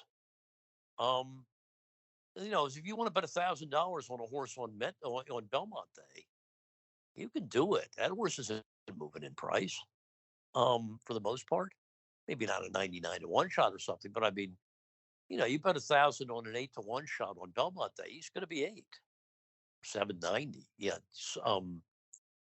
So there's that opportunity. There's that adds a robustness to the card is that you're freer in that sense as well. You can't do that on Friday at Monmouth, but you can do it on Belmont Day. So yeah, I think those are absolutely days where people should be focusing on. The one of the things I am absolutely bewildered at is some racetracks thinks it's like a good idea to offer counter programming. No, it's not. Offer your regular card or whatever, but don't think that you're going to get people away from the Belmont card by having a giveaway with 80,000. That's not going to happen.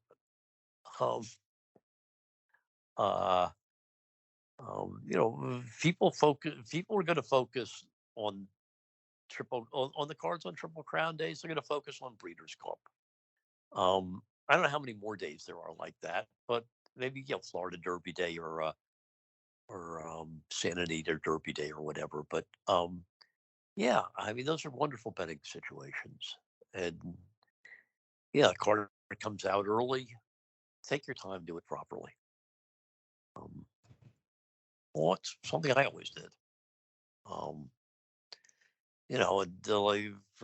for Derby week, I couldn't care less what happened on Tuesday and Wednesday, Thursday of Derby week. It was Friday and Saturday. If obviously if you got a program that does it, go right ahead. But if you're just trying to handicap, spend the extra time on the big days. All you need is one. I like that. One, yeah. No, go ahead. Sorry. Yeah, one good result. So let's say anything else on the big days? The inefficiency in the win pool is the screamer.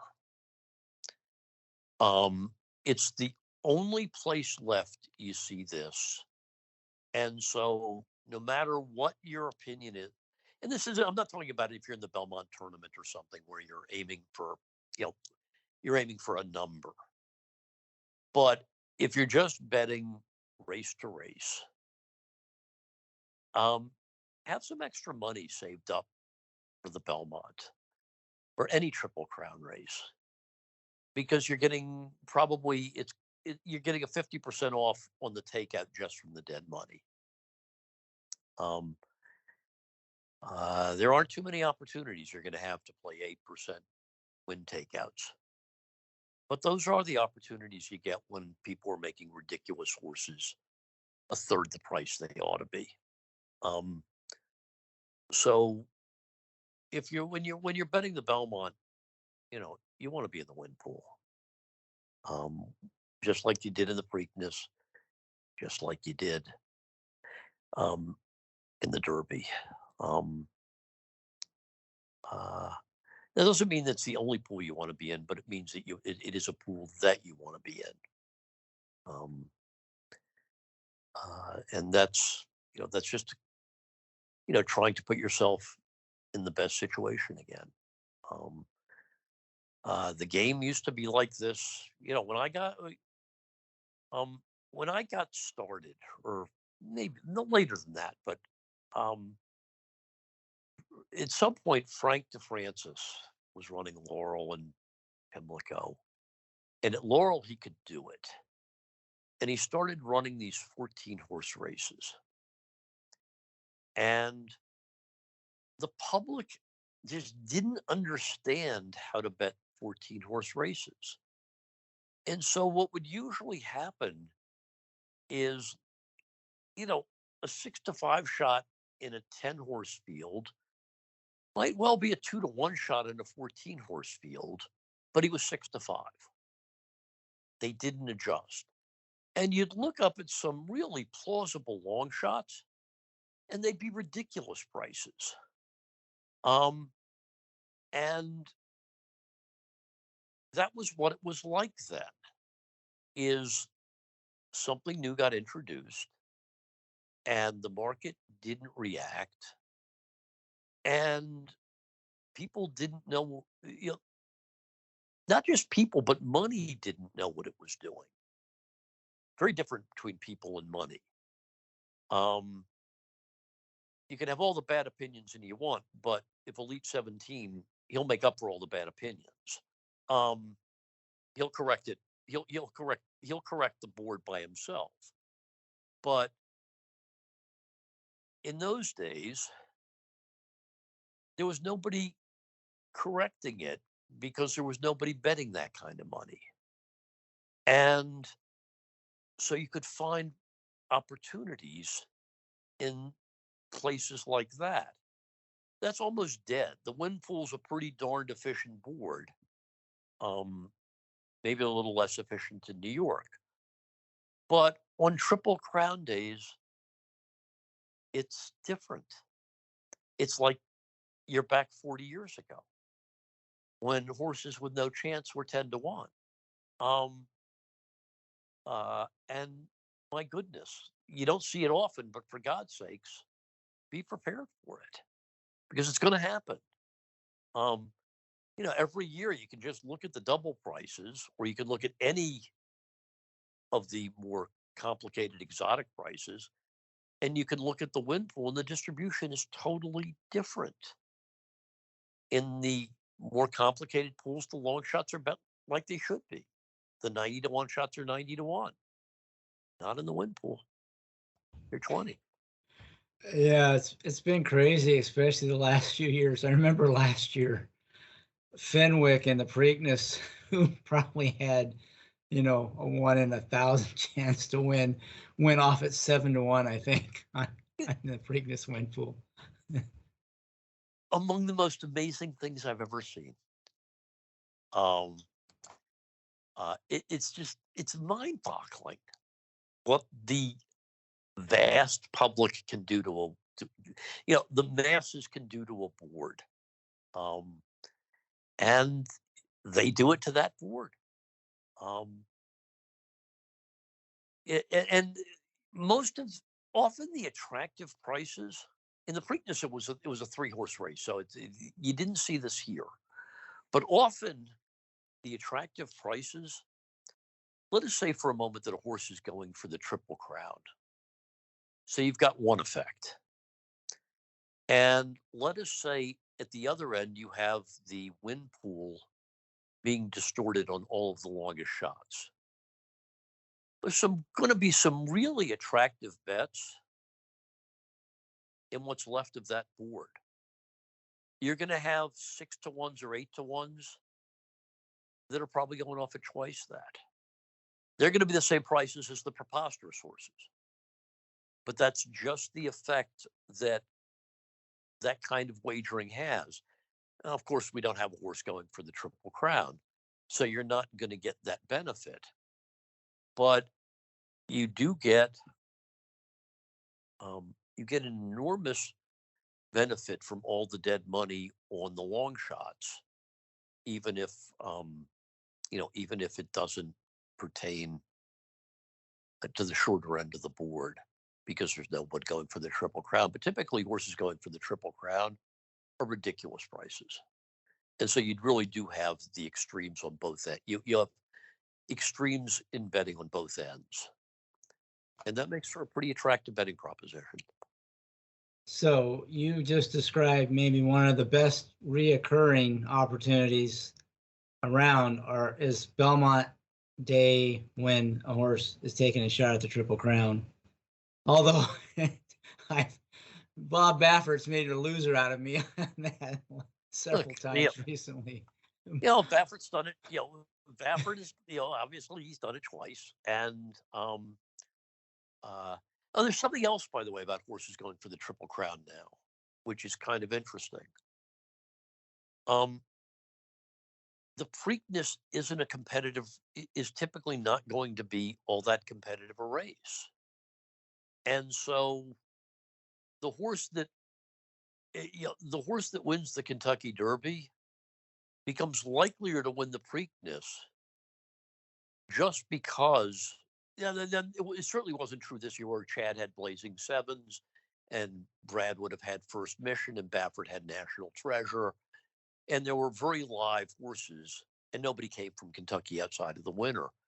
But frequently, the way that race evolves is that nobody any good comes back, and maybe the 12th horse from the guy, the Calumet horse, or whoever it is who wants to see his silks in action, is in the race. But the Preakness can really be a walkover for the Derby winner under the right setup. So now you got a horse who's going for the Triple Crown who isn't even that good. This isn't 30 years ago when the top 5 Derby finishers ran back in the Preakness, and to win the Preakness after winning the Derby, you were really good. Now it's more like, all the Todd horses are waiting for the Belmont. All of the time trainer horses are waiting for the Belmont. And so going for the triple, when Funny Side's going for the Triple Crown, Empire Maker is there. It's that phenomenon.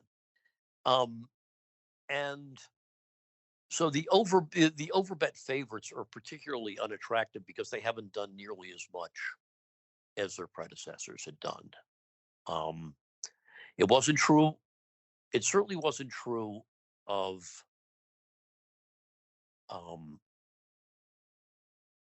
American Pharaoh, where at least a couple of the good horses from the Derby came back.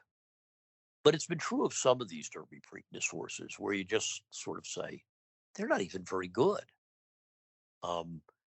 And the reason for that is that the Preakness has become such a skippable event for so many trainers.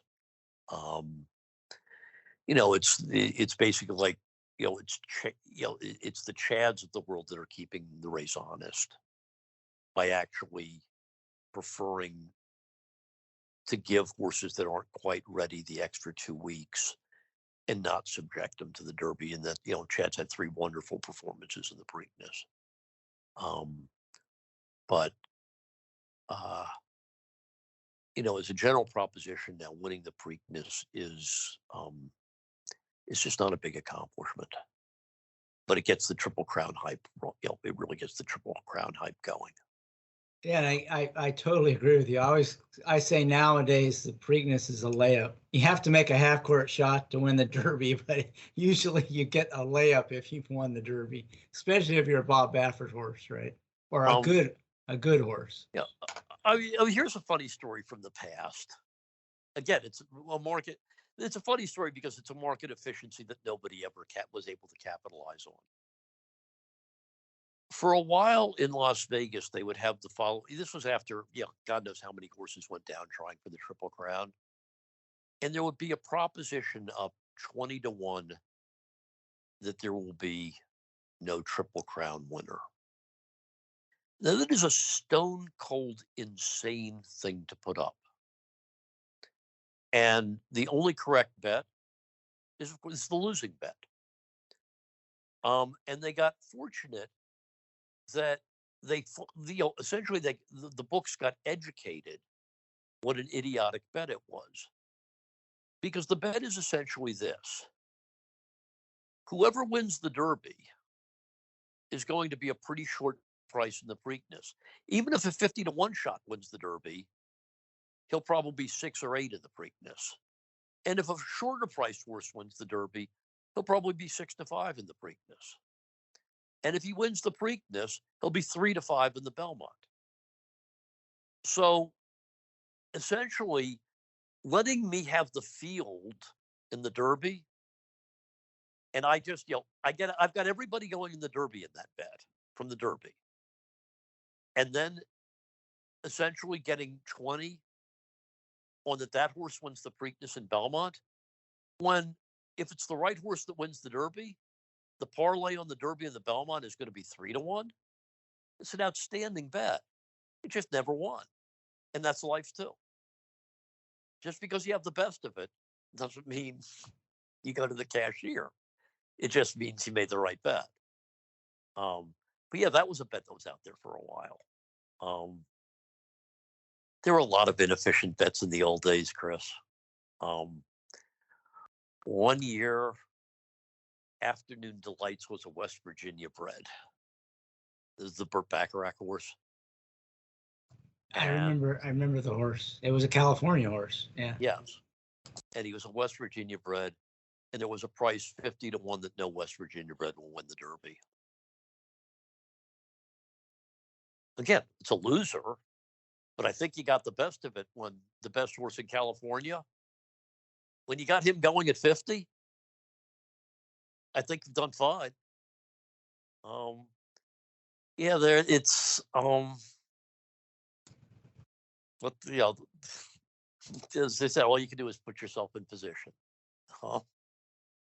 Then it's up to then it's up to whatever happens on the racetrack. But that's the mindset of a gambler. And horse players, they're gambling, but a lot of them don't have that gambling mindset where you're just trying to identify that value and, like you said, make a good bet. They're just more focused picking winners, and they're more results oriented. And I do think that gets in the way of long-term success for horse players, where that wouldn't really come into play in most other gambling games, where the people that are pretty good at it really understand what a good bet is. Where I think a lot of times in racing, you have people that are smart, but they don't really think about the bet. It's just more about picking the winner. That's one of the things that motivated me to do this podcast, but I don't know how you feel about that. I could not agree more. If you only have, let us say, not true anymore, but for the longest of times, until the emergence of the groups, the following statement was true. If you have one skill and your choice is how to put a bet together or how to pick a winner, the person who knows how to put a bet together will kill the people who just know or think they know how to pick winners. There's too much randomness out there. And the randomness will come to the fore, and the people who would capitalize on the randomness would outperform the people who just are interested in I like the three. And horse racing has always been a game, I like the three. The question isn't who you like. The question is, who do you like at what price? You like the three? Do you like them at 1 to 9? How about 3 to 5? How about 6 to 5? How about 2 to 1? That's the right question. Not that I like the three. No, the right question is, what price do you like the three at? Now, maybe you don't like anybody else, but if he's too short a price, that just means pass the race. It doesn't mean you have to bet the 6, but it does mean that you better have a good idea of what the right price is on the 3, if that's who you're betting. And too many people just don't get beyond the I like the 3. You're doomed. If you can call it value, you can call it the right price, you can call it whatever you please. But you have to have a sense of what price the horse should be. Just like if you're betting a football game, it makes a lot of difference if the team you like is a 3-point underdog or a 3-point favorite or a 7-point favorite. Makes all the difference in the world. But just saying I like the Giants has no meaning. Now, again, that doesn't mean that you have to like the Packers. If the number comes up if the number is too big for you to play, you don't have to bet the other side. You just have to say the price is wrong for the team I like and go on to the next one. But I mean, it's been true from the beginning of time, it seems to me, that horse players have just focused on the one question at the expense of the relevant question of, is this a good bet? And I'd much rather know what a good bet is than have a handicapping opinion. Obviously agree. And what's more, the more we talked about the wind pool, which is the simplest case, but it gets multiplied when you go to exotic wagers, and the more exotic, the more it's multiplied. Trying to understand what's a good bet in a pick five is a really complicated question, much more so than a win bet. And like you said, especially today, you're competing against, the teams that understand the complexity and how to structure the bet. So, having that sense for what a good bet is even more important in the exotic pools and even more complicated, right? Absolutely. You know, essentially, the more positions you're betting, the more places you can go wrong. And your competition has beautifully calibrated systems where they have a pretty accurate assessment of the probability of every horse in every race. I don't think I've ever met a layman or a regular gambler in my life who's that good at who's particularly good at knowing that. It's hard. It is really hard to have the right price in a sequence of races. Um, and that's who you're competing with. Um, and good luck. Uh, you know, and they're, as I said before, they're an ever larger percentage the more sophisticated the bet is, or the more complicated the bet is. And that's not by accident. It's because they've got a bigger advantage. Um, and it's, you know, yeah, another thing about, picking winners is the whole macho aspect of horse playing. Um, you don't get any points for that. Check your ego at the door. Um, it doesn't. Your ego doesn't help you at all. All it does is cause you not to understand what's happening. Um, it's, to me, really foolish um, to not look at the entire world and understand there are people who do it better than you, and there are people that um, you know one of those things that I have very low tolerance for is, how can that horse be that price? um, my response is, I don't think that horse should be that price, but there's enough market efficiency out there for me to be wary of saying, how can that horse be that price? um, I just have my own opinion, which is, I don't think that's the right price, but I still respect. I respect the fact that you know the gambling public at large is pretty good, and they often know things I don't, and I think it's incumbent um to at least give them a little respect. Um, I'm not. I don't see the point in being contemptuous of the competition. Um, I think you've got a much better chance in life um, of being respectful. And it just, how many times do you look at a board and say, why is that horse 3-1? And then you look down and see it's you that's missed something, that you misjudged something about the horse's abilities. Um, I find that happen, that's frequent occurrence where I just missed something. Um, and, it, it pays to be humble. Yeah, that's probably good advice in life in general, not just as a horse player. Yeah. Yeah. Usually, what I found in most of life is there are people walking around who know more than me. You're not always the smartest guy in the room. I'm never the smartest guy in the room except when I'm by myself. Okay, well, let's move on to a couple other topics. We've mentioned a couple other gambling games in the casinos and sports wagering.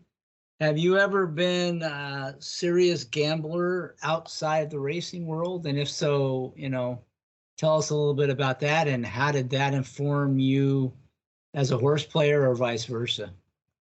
Yeah, I've spent a lot of time in casinos. Uh, I don't know that it informed me about horse. It didn't inform me a lot about horse racing, except that the premise is always the same, which is that you want to be playing um, when you have an advantage, and that most of the bets out in the casino world are negative, just like most of the bets in a racetrack are negative. But in that sea of negative bets, there are opportunities, and you can take advantage of those opportunities. Um, I think one of the things I learned in casinos, and I learned this from much smarter people than me, is that it's really lazy to think there's nothing available. The only way you know what's available is to look and to work. And the assumption that the casino is always right. No, the casino's not always right. The casinos have sort of an incentive to be lazy in that often the way that they find out they made a mistake is that gamblers cost them money, and that's how they learn. And um, and so for many years, casinos would make mistakes with slot machines. There've been legendary works written on the blackjack world. Obviously, um, you know, enormous amounts of money have been won on in blackjack games. Uh, there are also books about how people have found um, roulette wheels that aren't what the casino thought they were. They would get warped or whatever, and they were no longer random, but rather they were predictable. And people um, who are good at that have found beatable roulette wheels. A couple of legendary people who did that. Um, so casino games, again, the impression you get is nobody can win money in a casino. Well, if nobody could win money in a casino, casinos wouldn't have to throw people out. If nobody could win money in a casino, um, you wouldn't see certain people um, who uh, are always doing certain things. And it's like everything else. The opportunities dissipate over time, but there have been opportunities. For it's not the case anymore as much as it used to be. But for a while, the same thing that carry, the same rules that apply to carryover bets in horse racing would apply to certain bets in a casino. They became positive. Um, that's just the nature of progressive bets. Um, some of them are positive, but who cares? I mean, you could play 24 hours a day for the rest of your life and probably not hit it. That's not something that the fact that it's positive doesn't really do you any good. But games with finite outcomes, yeah, um, there's that aspect of there's that aspect of opportunity. Um, sports betting side, I was never a big sports bettor. There's certain sports betting I like, but it's more of a it's a niche market. Um, uh, but again, casinos are a little bit too quick to assume that their games, or they were, I'm no longer sure that they are. They were a little too quick to assume that their games were okay, um, when they not necessarily were. And casinos did foolish things too. There's it's just the nature of, sometimes these are independent fiefdoms, and one department may not tell the other department what it's doing, and the results is you may have a combination where something foolish is offered because the departments. This would never have happened if there were conversations between the right people, but those conversations don't exist, and uh, um, it's it's it's there. I'm sure there are still people making serious money in casinos because, um, there's an awful lot of smart people out there, and I don't know if I really don't understand it, but um, there was an article in Wired, I believe it was. Well, this is not something I ever did, but I'm fascinated by it. Where some Russians were buying slot machines and reverse engineering the random number generator, and were actually able to send out people into casinos and essentially have them sort of taking video of the slot machine displays, and knowing when basically knowing when to bet. I don't understand how this worked, but God bless them. Uh, they're just, again, and people are endlessly creative it seems, when it comes to devising ways to beat the man or beat the system. And apparently this has been going on for some time, and they're going all over the world to do this. And there's just a lot of different ways to find an advantage, and I would never have thought to do that in a million years, but somebody did, and apparently it's been effective. Um, yeah, I mean, casinos, yeah, 90, the vast proportion of bets in a casino are worthless. They're negative, but there's some that aren't. And I kind of like that. If we bring it back to horse racing, I've had this conversation before where people have said, well, why should I even try? The market's really efficient.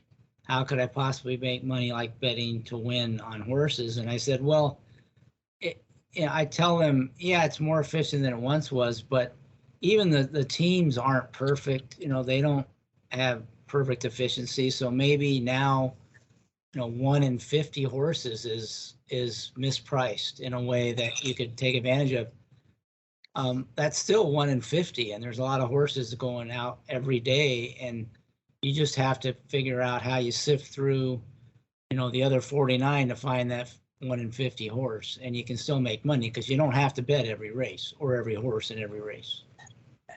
Absolutely. And comes back to what we're talking about creativity.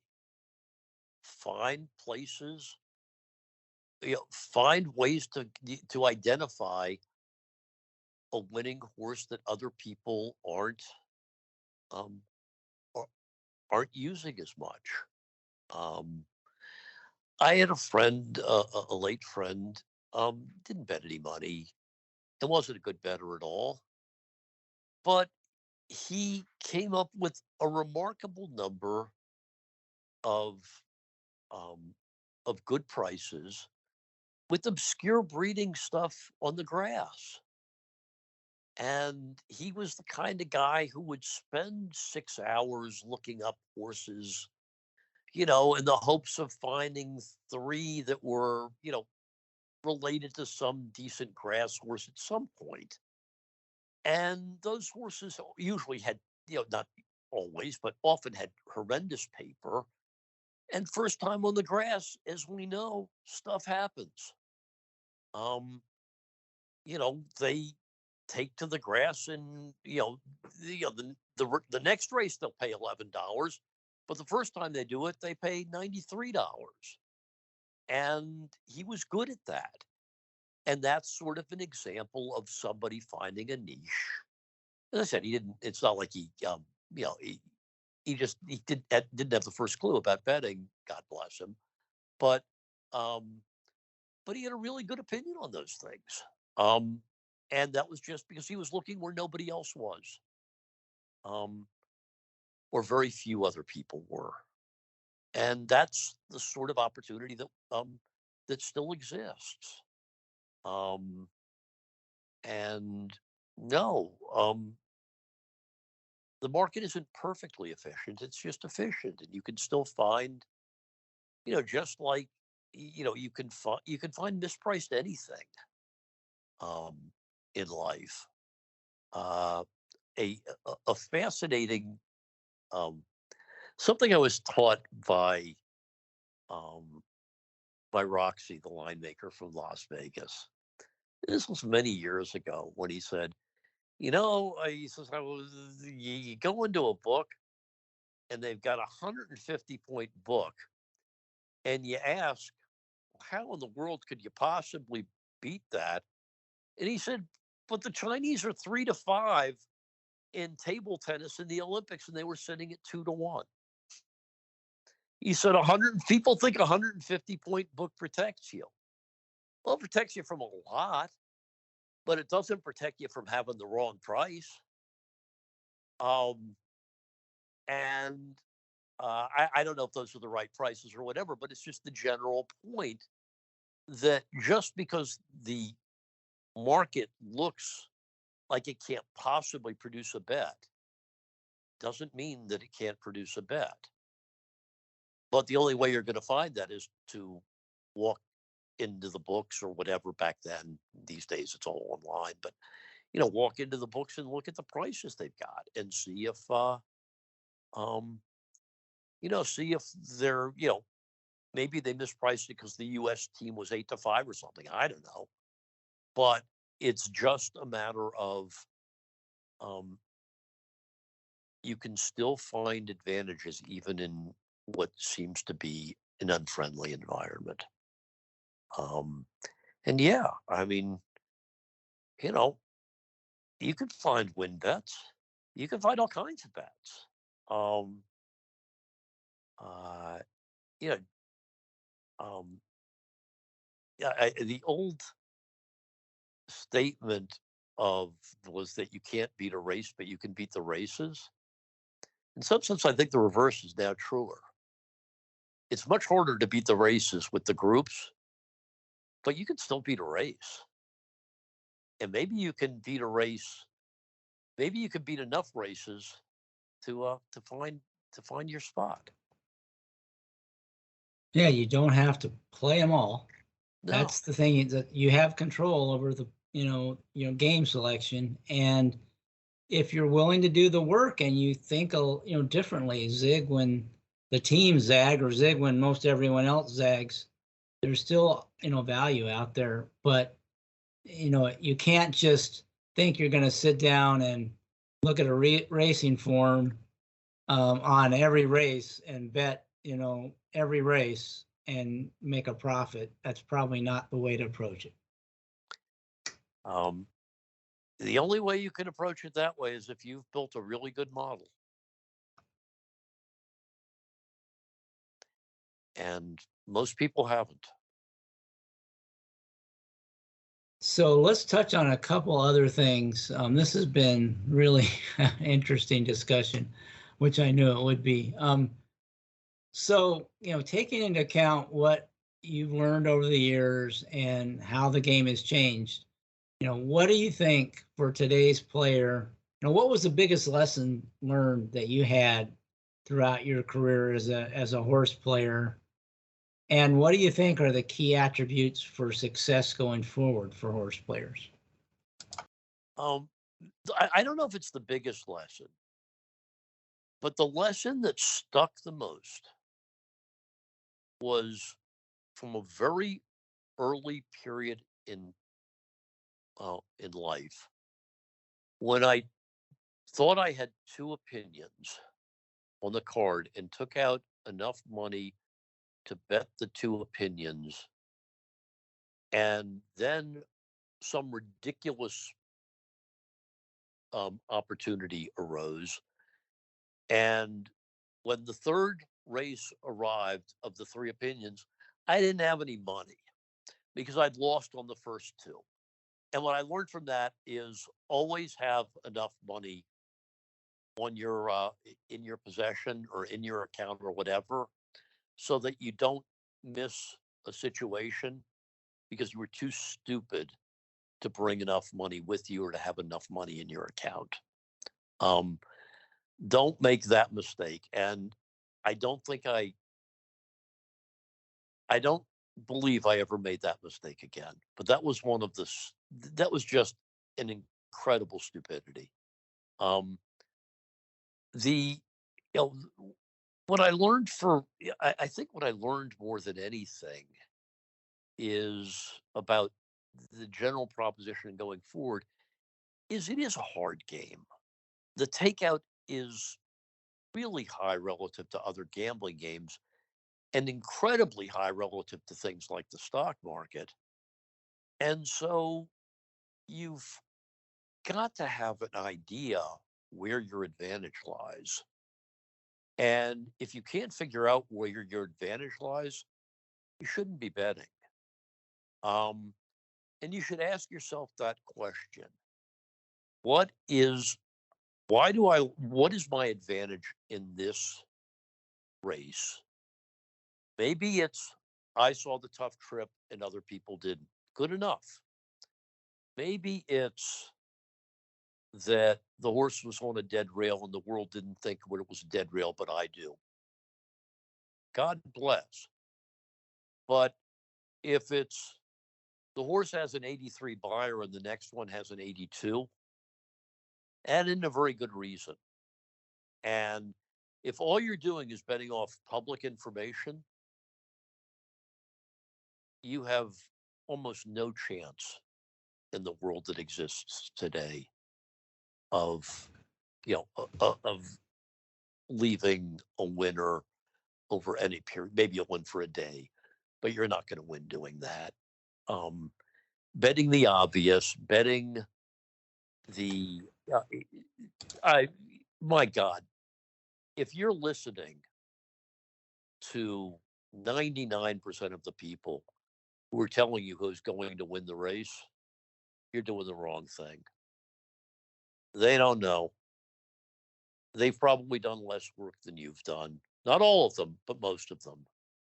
And you just, you've got no chance if that's your approach. Do your own work.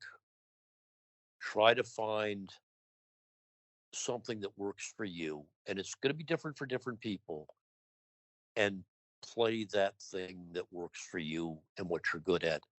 And don't try to compete with just on general information. There's, to me, no stupider bet in the world than something like, I like the 3 in the first race and I like the 5 in the third race. So I'm going to play a 3 all 5, pick 3. Uh, Come on. It's just crazy. Um, but that's such a common approach. And it's totally it's going to be it's got to be a losing it's going to if you approach the game like that you're going to lose. Now if you've got the money to lose and you don't care and it's entertainment, that's fine. But if you actually want to win, it's not fine. You should do better. You should expect better from yourself. Yeah, the saying that I use, you talked about, just using obvious information. My saying is, if it's in the PPs, it's in the price. Absolutely. So, Absolutely. So you have to go beyond the obvious to find an edge. And if you're not doing that, you have no chance, I think is what you're saying. Right. I mean, as I said, it is perfectly fine in life. Look, people spend $100 doing all kinds of things. If you want to spend $100 going to the racetrack, if that's your form of entertainment, don't worry about it. Have a good time. Go with, spend time with your friends, argue about, this horse and that horse and whatever, because the money is it's just an expense. It's just the expense of a day out. But if that's not why you're doing it, then you better work at it, because pretty much everybody who's winning in this game is working at it. Um, and I mean, I would always kind of quietly smile at really smart people from other professions who would come into my world and think they were just going to be superior. I never thought that about, I didn't think that about their worlds. Um, I didn't think I could walk into a doctor's office and practice medicine, but doctors thought they could walk into my office and bet horses. Um, well, some of them can, but for the most part, no. It takes hard. It's not a natural gift. It's hard work. Um, and if you're not willing to do the hard work, then just have an amount of money you're willing to lose and stick to it. If that's $50 or $100 or $200 or whatever, it's entertainment money. Um, and don't be angry about losing it. And it shouldn't affect your life in the slightest if you lose it. Um, any more than you think about spending $100 to go to a ball game. It's just that's how you choose to spend your entertainment dollars. Um, but don't conflate that with winning gambling. It's not going to happen. It's the same thing will be true for sports bettors. I mean, people who think that, oh, you know, I like the Nuggets tonight against the Heat or whenever they're playing. That's not an opinion. Um, but if you've got, it's a coin flip that going to pay, um, you're going to pay vig on, but that's fine if that's what you're doing is paying playing a coin flip and paying 5% or 10% juice to do it. Okay, nothing wrong with that, but don't think that you know anything about sports betting because you don't. Um, and don't think you're going to beat the guys who actually do know something about sports betting because you're not. And don't think you're going to beat the books who've got the 5% advantage.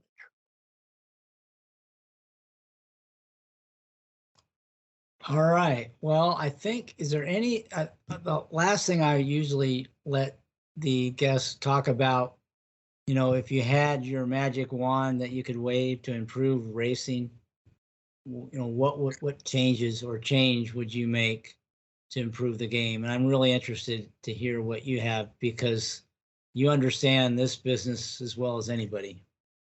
Um, it's a historical answer. The short answer is the takeout in this game is far too high, and the it's grossly overpriced as a gambling game, and it's showing as horse racing continually loses market share relative to other gambling games. I've got real data to back this up. I did a couple of economic studies of horse racing and greyhound racing um, over long periods of time, and the takeout rate in that period of time, takeout races were going up, and it was somewhat disguised because this was both studies really high inflationary periods, and so tracks didn't see that complete impact of the takeout. And so they've continued, it's pretty much continued to go up. And we're now at sort of an average blended rate of 20%. And that's simply not competitive in the gambling market. And it's not a price you can use for what is a skilled gambling game. Yeah, the lotteries can survive it, but the lottery isn't a skilled gambling game and it's a discretionary expense.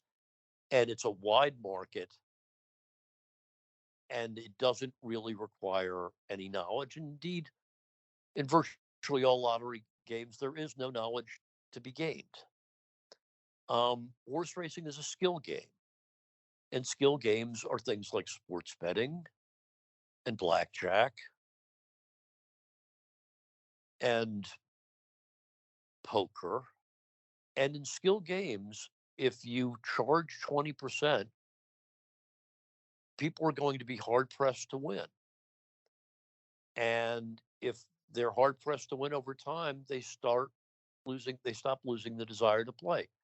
Now, horse racing fixed that in a particularly weird way, which is that it lost control of distribution when simulcasting came along, and it started charging different prices to different customers.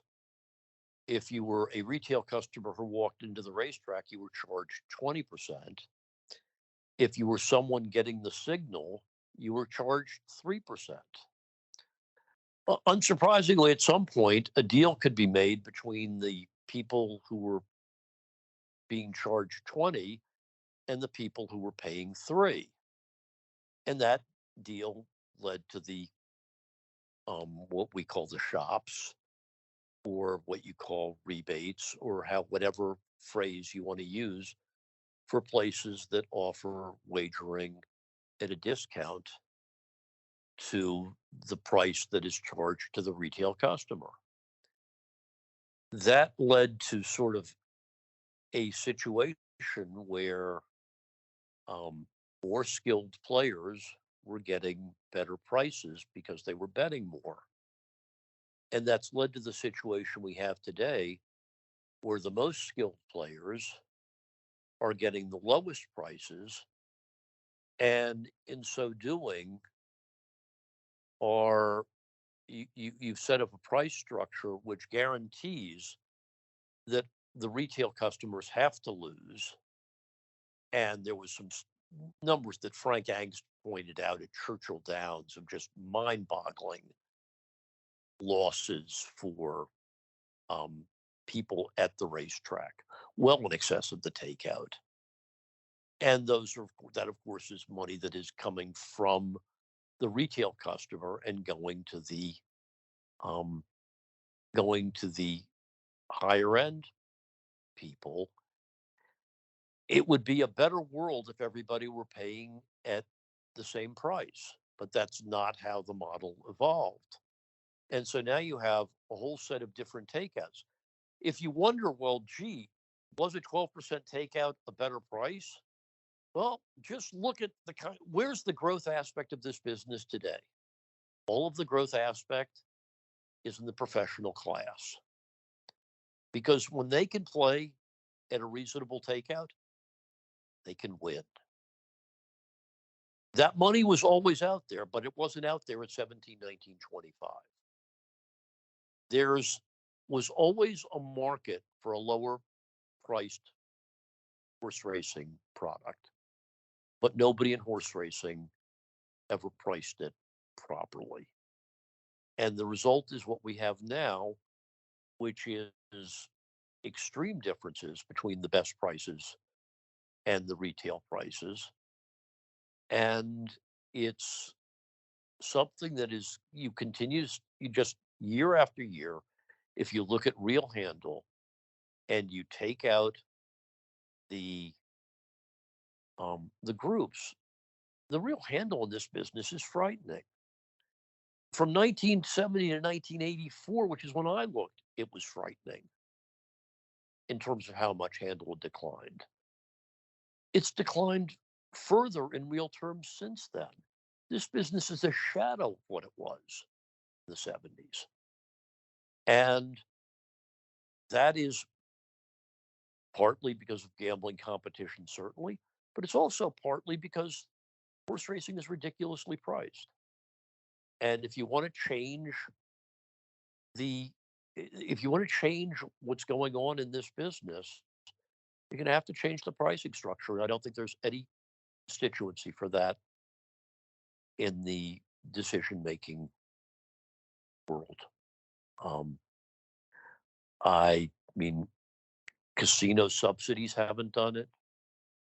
You see some of the highest takeout rates at horse tracks, which are enormous or generating enormous amounts of money through slots. There's just no, I just don't see, um, I just don't see how takeout gets lowered. Keeneland tried it a few years ago. They got beaten down. Now their takeout is um, not much better than any, really than any other major racetrack. So yeah, I think that takeout is sort of the pricing of this product is just atrocious, and it's kind of what's doomed it, along with poor management, to where it is today. Um, and if you wanted to change horse racing for the better, you'd have something like um, a uniform 12% takeout that applied to everybody. Um, it's just it's never going to happen. So let's just imagine for a moment that you had that wand and you made that happen. Clearly that will be advantageous to most players. But what do you think the result would be? With the computer teams, would they fade away? Would they continue? Would they reduce handle? I mean, how do you think it would impact them? They'd absolutely continue. They can make money at 12%. So they would continue to be in action. Their advantage would be smaller because they wouldn't have the comparative pricing advantage that they have now. They would still have the bet construction advantage. They would still presumably have the advantage of going last into the pools. So they would have plenty of advantages. What they wouldn't have anymore is a situation where their pricing advantage was so enormous that they could basically take bets farther down, and it would reduce their advantage from what it is today. It would not eliminate it. I think the groups would still be involved. I think they would be heavily involved. But I think that the public would have a better chance, and more people in the public would succeed than, I mean, I have no idea in the world of today, Chris, how anybody beats a regular takeout rate, how anybody beats the game without a rebate. I just think it's almost impossible. Not impossible, but almost impossible. The advantages are just too great to the people who are playing with that kind of pricing advantage. So that's what I would, if I had the opportunity to change one thing, that would be it, is the pricing of horse racing. So you don't have to give a long answer to this, but I'm just curious if that's true. Why is it you think there's such resistance to reducing takeout? Why couldn't the big players like NYRA, Stronach, CDI, and the California get together and say, you know what, let's do this? What's keeping them from doing that? I mean, besides. Well, nothing is technically keeping them from doing it. In many cases, legislation is keeping from doing it, in the fact that takeout is regulated. You have to get the horsemen to agree to it, but horsemen with their slot subsidies are a lot more amenable than they would have been when it was strictly dividing up racing revenue from takeout. Um, there was with Keeneland, what the big resistance was in the receiving tracks. Because when a sending track reduces takeout, the fee tends to stay the same. And so the receiving tracks were receiving less, were making less money. And that is basically the barrier, is that the people who are receiving the signal don't like it. Now, if with what you're talking about, with the consolidation of all the major players, they could probably, at this point, there's been such consolidation in the business, then conceivably they could basically say, we don't care whether you like it or not, here it is. But again, if you look at Churchill, they're at 1822. When they could raise their takeout level under Kentucky law, they did. I'm told, I don't know if it's true or not, that they're not enthusiasts of the breakage law that has been passed in Kentucky. Keeneland, as I said, increased its takeout after getting stiff resistance. California's takeouts have been gradually going up. They raised their takeout a few years ago. So the tendency in this business has been the opposite. The people who run this business evidently don't think takeout's high enough. And you've got 15% pick fives and things like that. But in terms of general takeouts, most tracks don't want them lower, they want them higher. They don't actually believe there's elasticity of demand, or they believe that the elasticity that there is, they're controlling through rebates. And that by having differential pricing to different customers, they're maximizing revenue. What they're doing for sure is losing everyday business. All right. I was just going to say, if there's anything else, I think I've hit all my questions. Anything that we haven't covered that you wanted to talk about? I think we should give the listeners a break. Believe it or not, they always complain that it takes them a while to listen, but they like these longer shows. I mean, the whole idea is it's evergreen content. You don't have to listen to it before the 5th race goes off, on Saturday. So, I'm hoping, and it seems to be working, that people like this kind of in-depth, kind of leisurely pace. Maybe I'm overestimating their interest, but so far it's worked out really well. So if there's anything you want to talk about, we haven't. Don't let the time be a barrier. But if you want the break, I understand it. I think it's a good time to call it. Okay. Thank you so much for having me. It's been a pleasure. Well, this has been great. I mean, I just, talking with you is always interesting and informative. I'm, one of the main reasons I do this podcast, just because I enjoy it and because I learn something on every one. And, this has been no exception.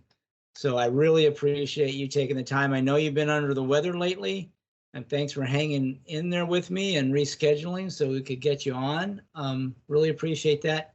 And I really appreciate everybody who's been listening and providing, the kind words and feedback. I'm hoping that we can continue to get great guests like Maury on.